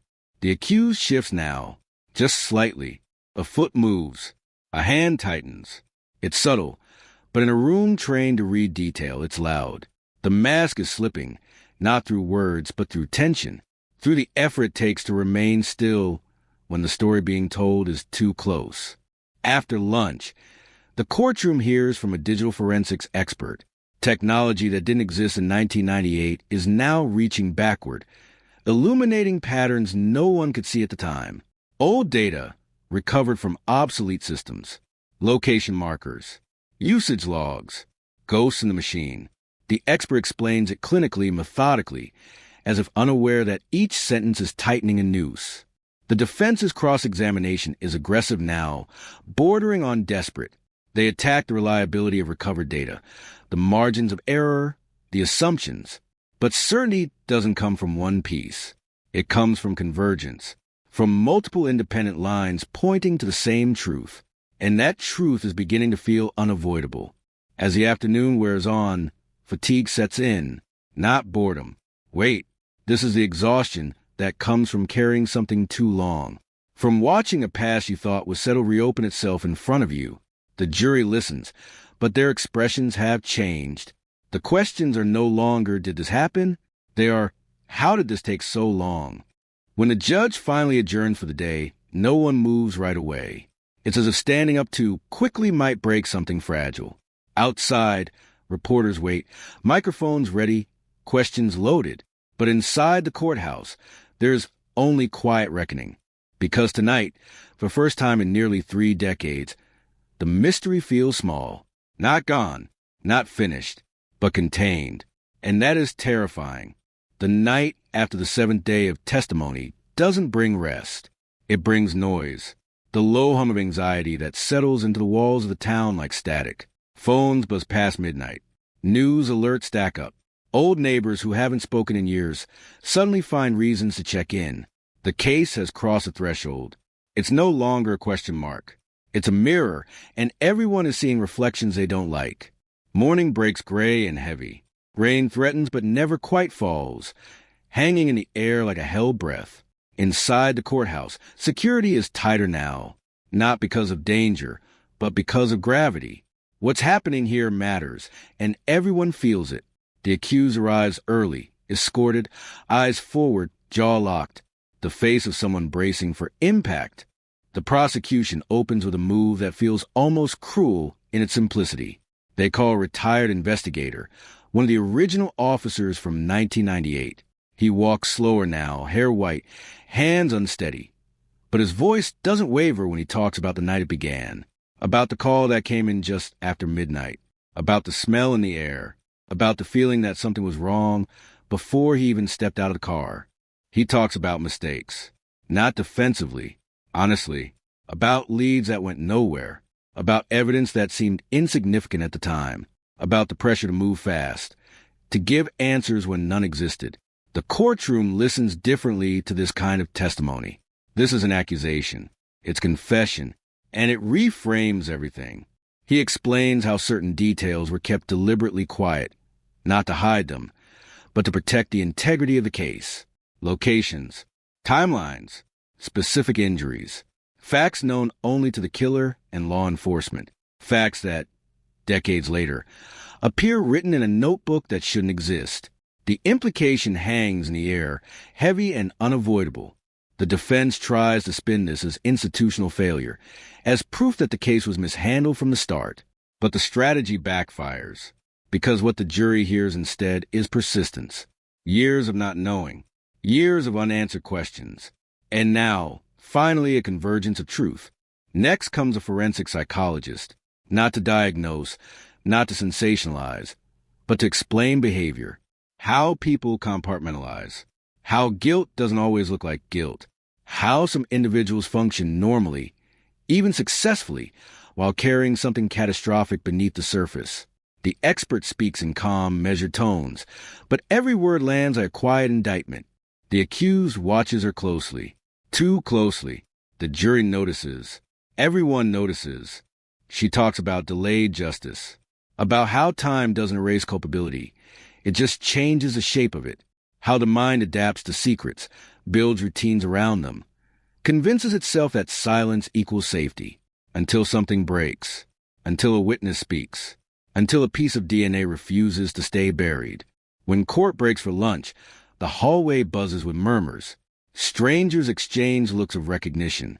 This isn't entertainment anymore. It's reckoning for the victim's family, for the investigators, for the town that learned to live with an unanswered question. The afternoon session brings the most emotionally charged testimony yet. A family member takes the stand, not to accuse, not to dramatize, just to remember. They talk about the last phone call, the last ordinary moment before everything fractured. Their voice cracks only once, briefly, and then steadies. The jury leans in, not out of obligation, but out of shared humanity. The defense objects to relevance. The judge overrules. Because relevance isn't just about facts. It's about impact, about what was taken, about why this matters. As the witness steps down, the courtroom feels smaller, tighter, like the walls have moved in. The accused stares straight ahead, expression unreadable, but something has shifted. The stillness is no longer composed. It's strained. The prosecution rests for the day with a reminder, not a speech. They simply display a timeline. 1998 to now, a straight line across the screen. And beneath it, moments, missed chances, silent years. And finally, the break, the twist no one saw coming. When court adjourns, the rain finally falls. Hard, relentless, washing the steps, the streets, the air. But nothing feels clean. Not yet, because tomorrow the defense begins its case. And whatever they bring, it will have to fight against a truth that is no longer hiding. The rain doesn't stop overnight. It drums against rooftops, streaks down courthouse windows, turns streets into reflective ribbons that mirror flashing headlines and anxious faces. By morning, the town looks washed but not renewed, like something scrubbed too hard and left raw. This is the day the defense speaks in full. This is the day doubt is supposed to return. Inside the courtroom, the mood shifts the moment the defense attorney rises. His tone is softer than the prosecution's, deliberately so. He doesn't challenge the tragedy. He doesn't deny the loss. Instead, he leans into uncertainty, into the space between facts, into the dangerous comfort of maybe. He tells the jury this case is about patience, about resisting the urge to close a chapter simply because the ending feels overdue. He opens with time. 26 years. A lifetime. He reminds them how memories degrade, how narratives evolve, how even evidence can lie if handled carelessly. He doesn't accuse anyone of malice. He suggests inevitability. The longer a case remains open, the more tempting it becomes to see patterns that weren't there before. The first offense witness is an expert in forensic contamination, methodical, precise, almost clinical to the point of detachment. She talks about storage conditions in the late 90s, about protocols that were evolving, not standardized, about evidence rooms that lack climate control. She raises a possibility that the DNA sample, the cornerstone of the prosecution's case, could have been compromised, not fabricated, not planted, simply altered by time. The jury listens carefully. This is the first real attempt to pull the ground out from under the narrative that has been building all week. The prosecution takes notes. The accused sits taller now, as if oxygen has returned to the room. But then the cross-examination begins. The prosecutor doesn't argue hypotheticals. He asks specifics, temperatures, handling logs, chain of custody signatures, dates, times, names. The expert answers honestly, and in doing so, limits her own argument. Yes, contamination is possible. But no, there is no evidence occurred here. No gaps, no anomalies, no unexplained transfers.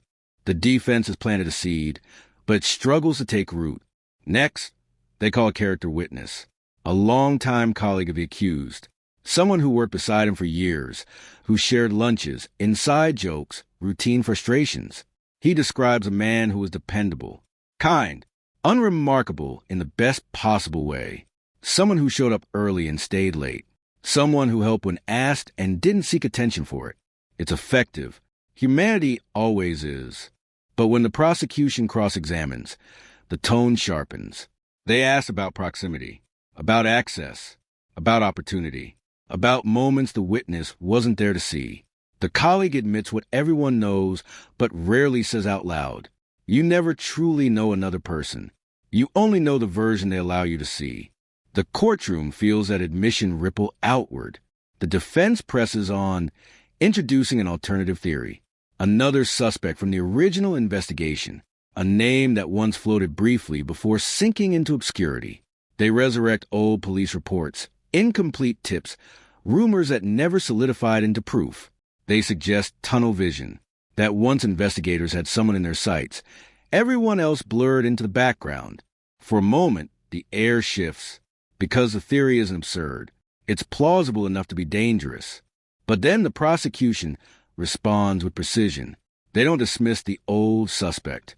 They contextualize him, where he was, what he did, why he was cleared.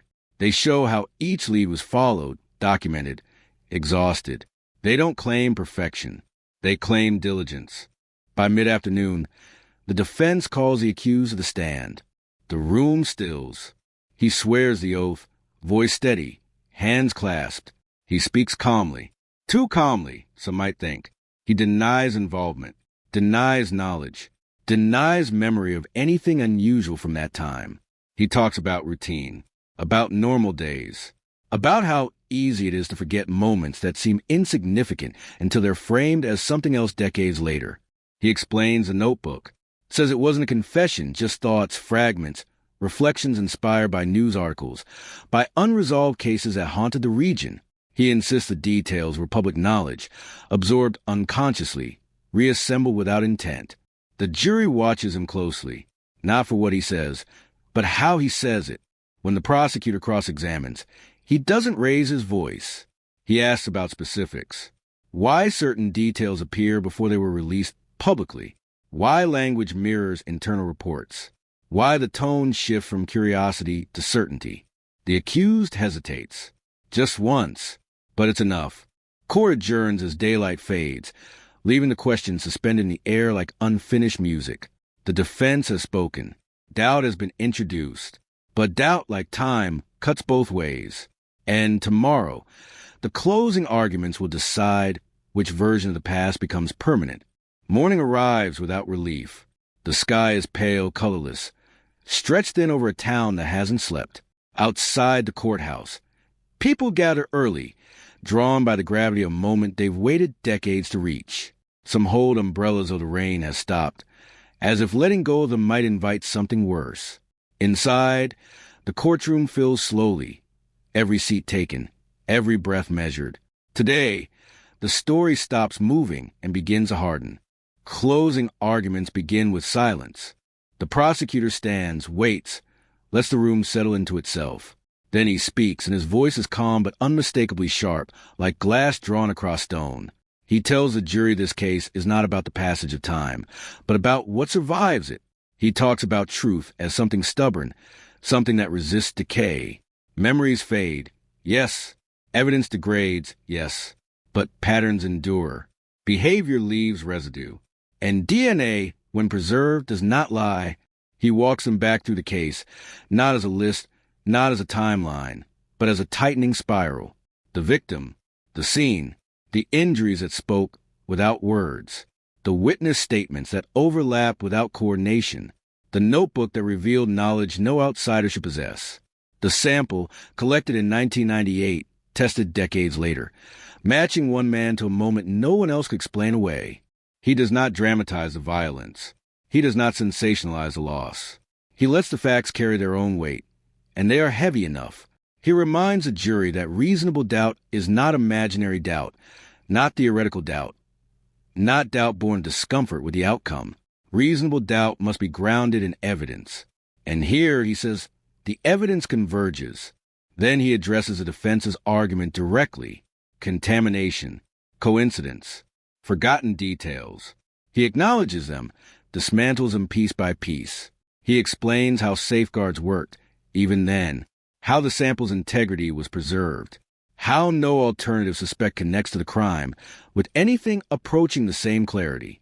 He doesn't say the investigation was perfect. He says it was honest, and honesty, over time, has a way of surfacing. When he finishes, he doesn't ask for justice. He asks for recognition. Recognition of what the evidence has been saying quietly for years, waiting for someone to finally listen. The defense rises next, and the contrast is immediate. Where the prosecution was precise, the defense is expansive. He speaks of uncertainty like it's a living thing, something that breathes and grows in the shadows between facts. He reminds the jury of the years that passed without answers, of how many lives were lived in that span, of how easy it is to reshape the past when the present demands resolution. He warns them against the seduction of closure, against the idea that every story must end neatly. He asks them to consider the danger of trusting modern interpretations of old evidence, of reading intention into fragments. He says the notebook is ambiguous. That DNA, while powerful, is not a narrative on its own. That science explains contact, not context. He talks about the accused as a man frozen in time by an accusation that arrived too late to defend against properly. Witnesses gone, alibis eroded, records lost. He suggests the case is less about what happened in 1998 and more about what the community needs to believe now. And then he asks the question that lingers long after his voice fades. Is certainty possible here? Or is this a story we're telling ourselves because we're tired of waiting? The judge instructs the jury carefully on burden, on doubt, on the weight of evidence. The words are formal practice, but their impact is anything but. With a final nod, the jury files out, leaving behind a room that feels suddenly hollow. The wait begins. Hours pass. Outside, reporters pace. Families sit together, not speaking. The accused stares at the floor, hands folded, as if still holding on to the possibility that time might intervene one last time. Inside the jury room, discussions unfold behind closed doors, voices rising and falling, evidence laid out again, questions repeated, answers tested. No one knows how long it will take. That uncertainty is the final cruelty of a long case. The truth may be close now, but it still refuses to announce itself. As evening approaches, the bailiff reappears. The jury has reached a verdict. The room fills again, faster this time. Everyone stands. The accused looks straight ahead, expression unreadable. The victim's family grips each other's hands, bracing for an impact they rehearse in their minds 1,000 different ways. The foreperson rises. The paper trembles slightly. The judge asks the question that has waited 26 years to be answered, and the room holds its breath. The word lands like a blunt object.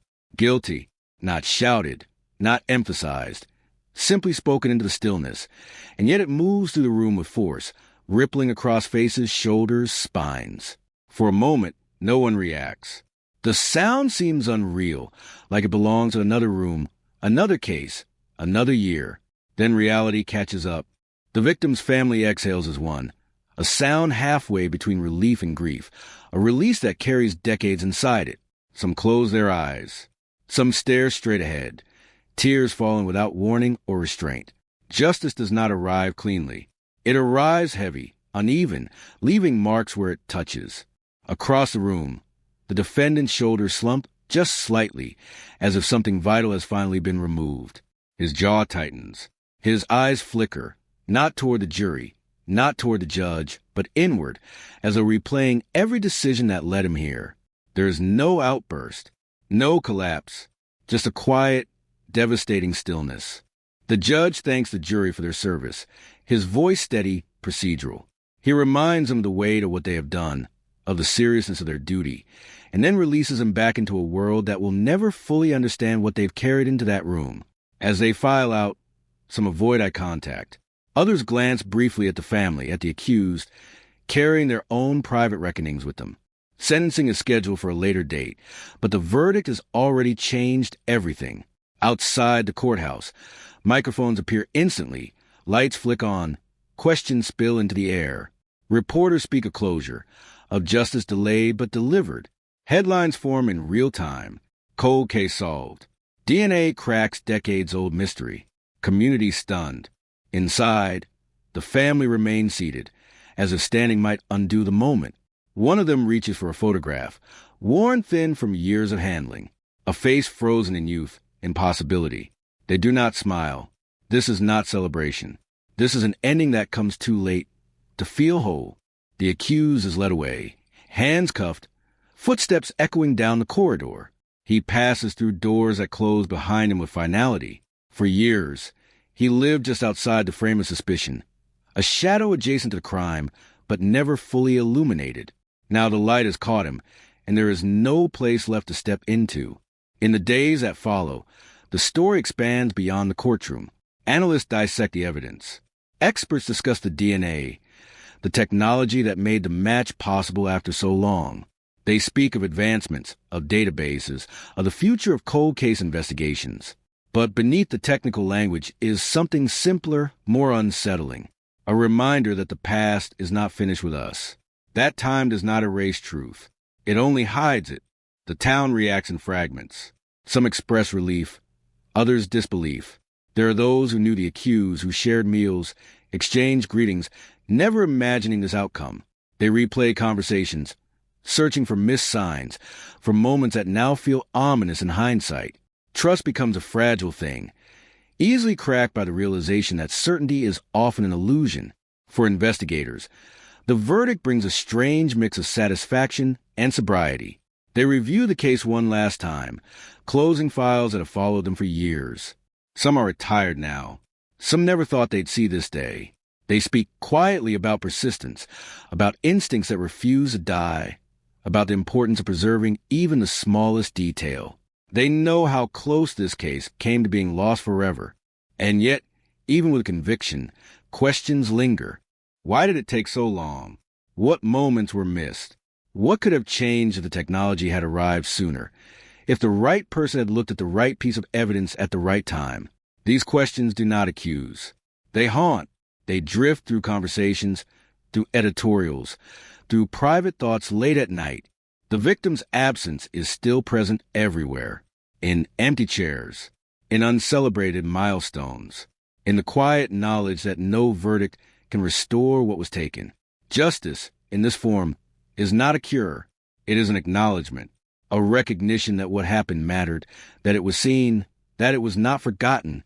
As the news cycle moves on, as other stories claim the spotlight, this one settles into memory, reshaped by resolution but still edged with loss.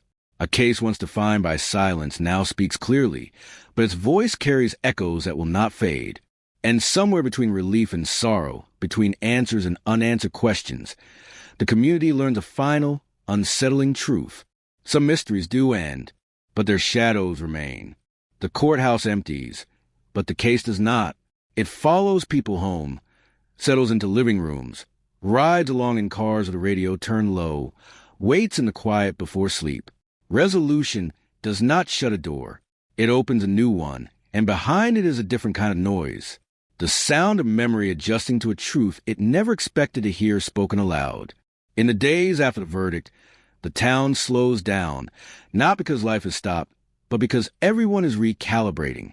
Familiar streets feel altered, as if the pavement itself absorbed the shock.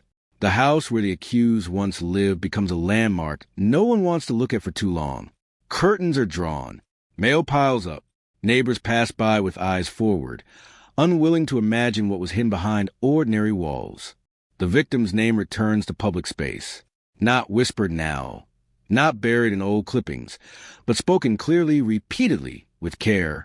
Candlelight vigils form without planning. Flowers appear at places tied loosely to memory rather than fact. People who never knew the victim feel compelled to show up, to stand quietly, to participate in something communal, something heavier than curiosity. This is grief shared by proximity, by history, by the knowledge that the danger once felt abstract was real and close.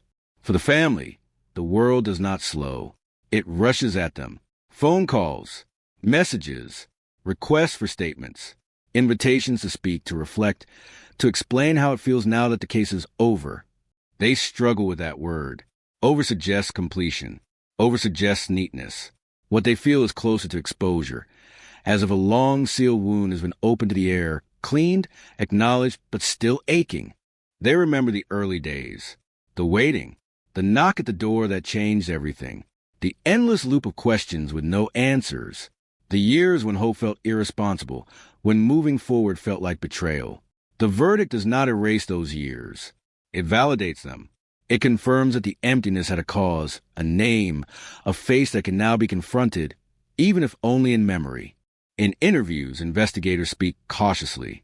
They choose their words with precision, aware that every sentence will be dissected. They emphasize process, evidence, patience. They avoid personal language, but it slips through anyway. Phrases like, "we never forgot," and "we owed it to the family," carry weight beyond procedure. These are admissions, quiet ones, that the case lived with them too. They talk about the moment the DNA match came back, the pause before anyone spoke, the way the room felt suddenly smaller. They describe disbelief, then confirmation, then a dawning realization that a line drawn decades ago had just been crossed. The past had reached forward and grabbed the present by the collar. The accused's past is now examined under a harsher light. Old acquaintances come forward with stories that once seemed harmless, now reinterpreted with unease. A temper dismissed as stress. A disappearance explained away. A comment that lingered uncomfortably but never found a place to land. Hindsight sharpens everything. It turns background noise into warning bells. But there are no monsters here, no caricatures. Just a person who lived, worked, blended in. That is the most unsettling part. The case does not end with a dramatic unmasking. It ends with recognition. The understanding that violence does not always announce itself. Sometimes it waits. Sometimes it hides behind routine. As sentencing approaches, tension builds again. This is not a formality. This is consequence. The courtroom fills once more. Quieter this time, more focused. The families sit in their familiar places. The defendant stands again, older now, visibly worn by the weight of exposure. The judge listens. Statements are read. Words that have been rehearsed for years finally find air. The victim's family speaks of absence, of birthdays missed, of holidays that feel incomplete. They do not ask for revenge. They ask for acknowledgement, for the record to reflect the magnitude of what was taken. Their voices tremble but do not break. They have carried this too long to drop it now. The defendant is given a chance to speak. The room holds its breath. What comes out is brief, controlled, carefully constructed. There is no apology that satisfies, no explanation that clarifies, just a statement that lands flat, absorbed by the walls without echo. It changes nothing. The sentence is handed down. The number of years is read aloud, measured, deliberate. It is enough to ensure that freedom will never be fully reclaimed. It is not enough to balance the scales. Nothing could be. The gavel falls, and with it, another chapter closes. Outside, the air feels different. Lighter, maybe, or heavier. It's hard to tell. Justice does not have a consistent temperature. Some feel relief immediately. Others feel hollow. A few feel anger they didn't expect. Anger that waited patiently for permission to exist. The media moves on gradually, but the story lingers in long-form pieces, in documentaries, in quiet conversations between people who followed the case for years. It becomes a reference point, a cautionary tale, a reminder what persistence can uncover and what negligence can cost. Cold cases across the region are revisited with new urgency. Evidence rooms are searched. Boxes are opened. Labels are checked. The past is no longer assumed to be inert. It is active, waiting, capable of change. Technology has shifted the balance, and with it, expectations. Families who had learned to live without answers begin to ask again. But not every case will find this ending. Investigators know that. Families know that.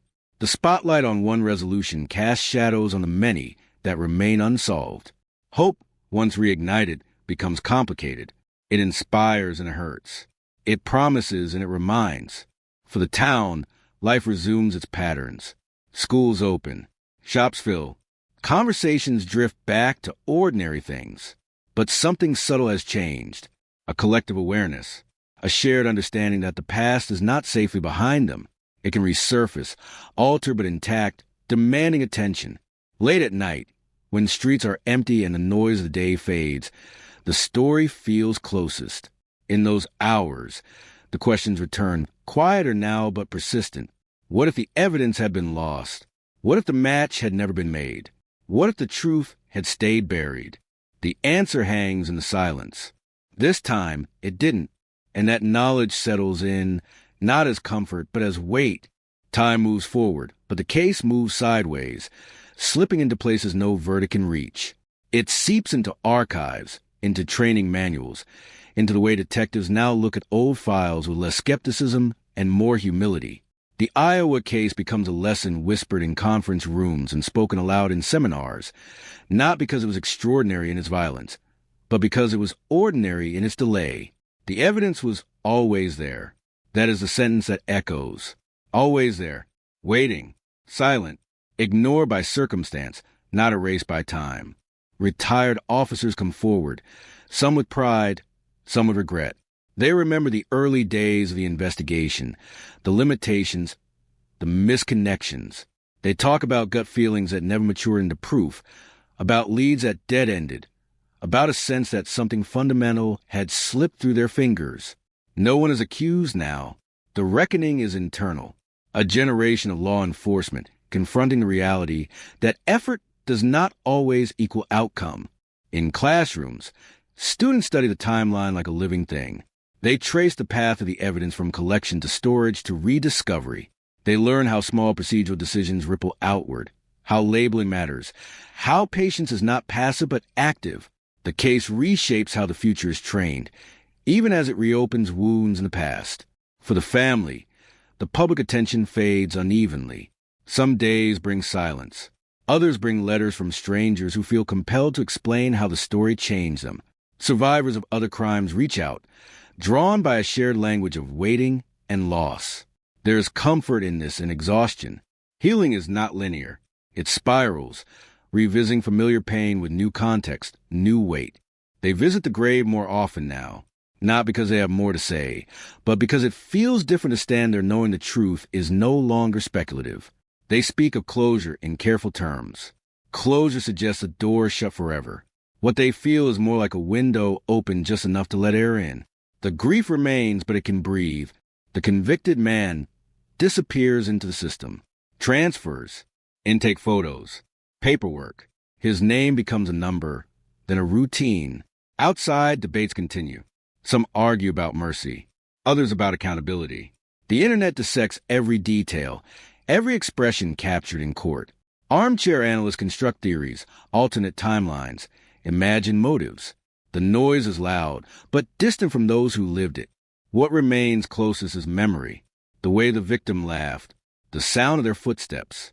The ordinary moments now elevated by absence. Justice does not restore these things. It acknowledges them. It writes them into record, into permanence, into something that cannot be dismissed or forgotten again. Years pass. The case is referenced less often, but it does not vanish. It becomes one of those stories that resurfaces when another cold case breaks open, when another forgotten sample finds its voice. Each time, it reminds people that silence is not the same as innocence, that time does not dilute truth. It only delays it. Late one evening, an investigator who worked the case long after beginning sits alone in an office, lights dimmed, files stacked neatly. They think about the moment the match appeared on the screen, the quiet before realization. They think about how close the truth came to never being known. How many similar cases might be one decision away from resolution or one misstep away from permanent obscurity? Outside, the city hums. Life continues, indifferent and relentless. But somewhere beneath that motion, stories wait. Evidence waits. Answers wait. This case taught them that waiting does not mean finished. It means unfinished. And somewhere in a box on a shelf, in a database, the next twist is already there, patient, intact, ready for the moment someone finally listens. The case no longer belongs to a single file number or a single courtroom. It has slipped into the collective bloodstream of the state, an unspoken reference point whenever a new disappearance flashes across the news, whenever a family stands behind a microphone asking for answers.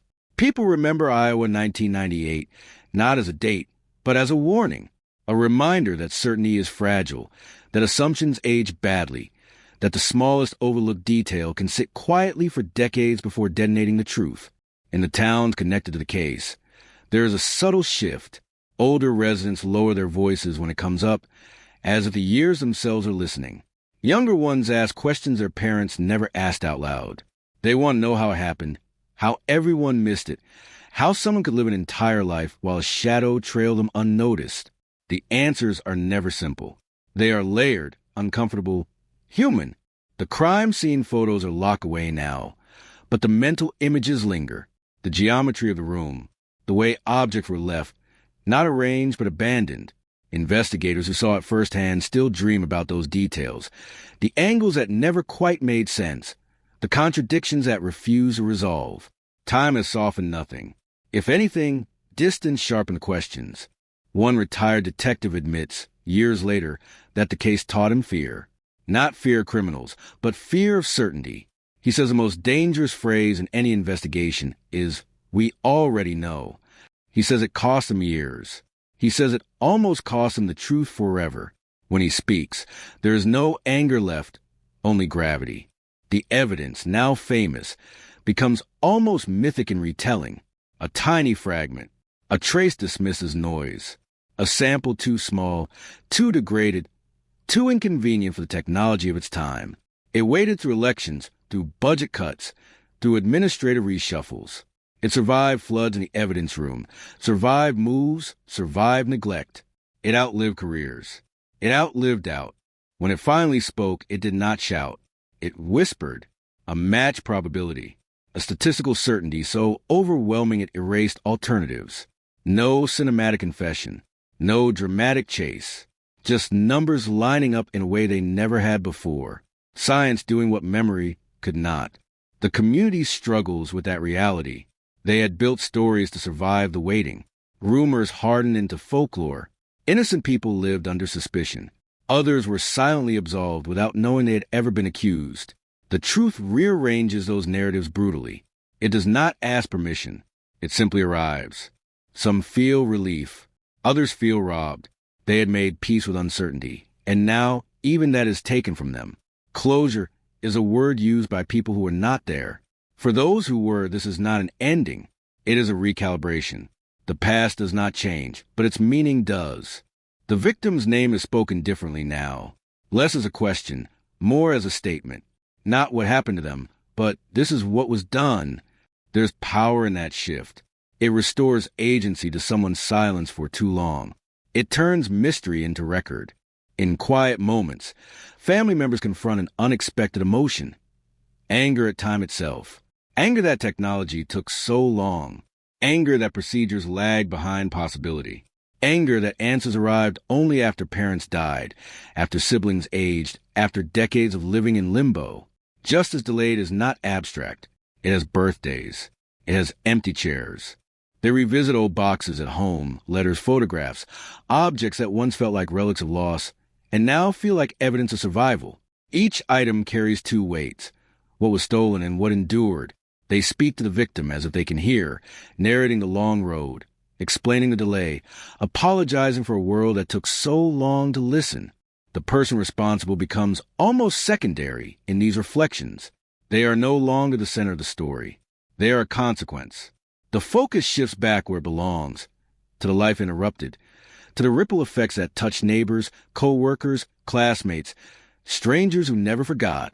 Media attention flares again briefly, then recedes. Headlines move on. Algorithms adjust. But something remains changed beneath the surface. Law enforcement agencies quietly reopen other files. Old evidence is retested. Forgotten envelopes are logged back in. The Iowa case becomes a catalyst, not because it was unique, but because it proved a point too uncomfortable to ignore. Truth is patient, and patience is not mercy. In the final interviews, officials choose their words carefully. They talk about progress, about learning, about moving forward. They avoid the word failure, but it hangs in the air regardless. Progress implies a starting point. This case forces everyone to acknowledge how far back that start truly was. The courtroom empties. The transcripts are filed. Appeals are anticipated, prepared for, expected. The legal process continues its slow, grinding march. But the emotional verdict has already been delivered. The community has absorbed it, reshaped itself around it, incorporated it into its identity. On anniversaries, candles still appear. Not because the case is unsolved, but because remembrance is not dependent on mystery. People gather, sometimes silently, sometimes speaking names aloud. The atmosphere is different now, less searching, more solemn, a shared understanding that knowing does not erase pain. It simply gives it context. Late at night, in homes across the state, people lie awake thinking about the years that passed unnoticed. They imagine other truths waiting in darkness, other answers trapped behind outdated assumptions. The case has done something irreversible. It has made waiting dangerous. It has made certainty suspect. It has taught a generation that the past is not fixed, only unfinished. And as the lights go out in offices and evidence rooms, as databases hum quietly through the night, the lesson remains heavy and undeniable. The truth does not disappear. It waits, sometimes for decades, sometimes just long enough to break everything wide open. The final way of the case settles not with gavel strike, not with a sentence read aloud, but in the quiet after the noise fades, when the microphones are unplugged and the cameras turn away, when the people who carried this story for decades are left alone with what remains. This is where the real ending lives, not on paper, not in databases. In the silence, the truth, once revealed, does not roar. It exhales. It moves through the state like a cold front, subtle but undeniable, changing the pressure in every room it enters. Conversations pause. Old assumptions crack. People realize that for years they were standing on a fault line without knowing it, and now it has shifted. For the family, there is no triumph. There is no celebration. Only a strange, disorienting calm, the kind that follows a long storm when the air feels wrong, because chaos has been replaced by clarity. They have answers now, but answers are not a cure. They are a reckoning. They force memory to reorganize itself, to align grief with fact instead of speculation. They replay the years, the phone calls that never came, the leads that felt promising and died quietly, the moments when hope felt foolish, but refusing hope felt worse. Every decision re-examined under the harsh light of hindsight. Every birthday, every holiday, every empty space suddenly connected to a single brutal through line. The person responsible is no longer an abstraction. They are a reality with a name, a history, a face that now looks smaller than the shadow it cast. The myth collapses under scrutiny. There is no grand villainy, no cinematic evil, just a human being who made a choice and lived inside its echo while others paid the price. That ordinariness is what unsettles people most. The state closes a file. Administratively, it is done, a box checked, a system satisfied. But systems do not dream. Systems do not remember. People do. And people carry this case forward, not as a mystery anymore, but as a warning etched into collective memory. Investigators who stayed long enough to see the truth emerge speak about it differently now. They talk about humility, about listening to evidence instead of narratives, about the danger of believing a case is finished simply because it has gone quiet. They know this one will follow them for the rest of their lives, not as a failure, but as a scar that taught them how deep time can cut. Somewhere, a young investigator opens an old file for the first time, inspired by what happened here. They handle the paper carefully. They read with suspicion, with curiosity, with a refusal to accept the margins as empty. This is how legacies actually form. Quietly, indirectly, one reopened question at a time. The community continues on. Stores open. Schools fill. Seasons turn. Life asserts itself, indifferent but persistent. Yet the story remains embedded in the place, woven into conversations, into cautionary tales, into the way people look twice at what they once ignored. The case becomes part of the town's internal geography, a landmark not marked on any map. On the final anniversary before the case is officially archived, someone leaves flowers. No cameras, no press, just a simple gesture placed where memory still feels heavy. The wind moves through them. Time keeps going. It always does. What lingers is not the shock, not the twist, not the headlines that once screamed answers no one saw coming. What lingers is the understanding that truth is fragile when neglected, but relentless when given time. That silence is not emptiness. That waiting does not mean forgetting. The Iowa case ends not with resolution, but with responsibility. A responsibility to look again, to doubt certainty, to believe that even after decades, even after mistakes, even after hope is thinned to almost nothing, the past can still speak. And when it does not ask if we are ready. It simply tells us what we should have heard all along.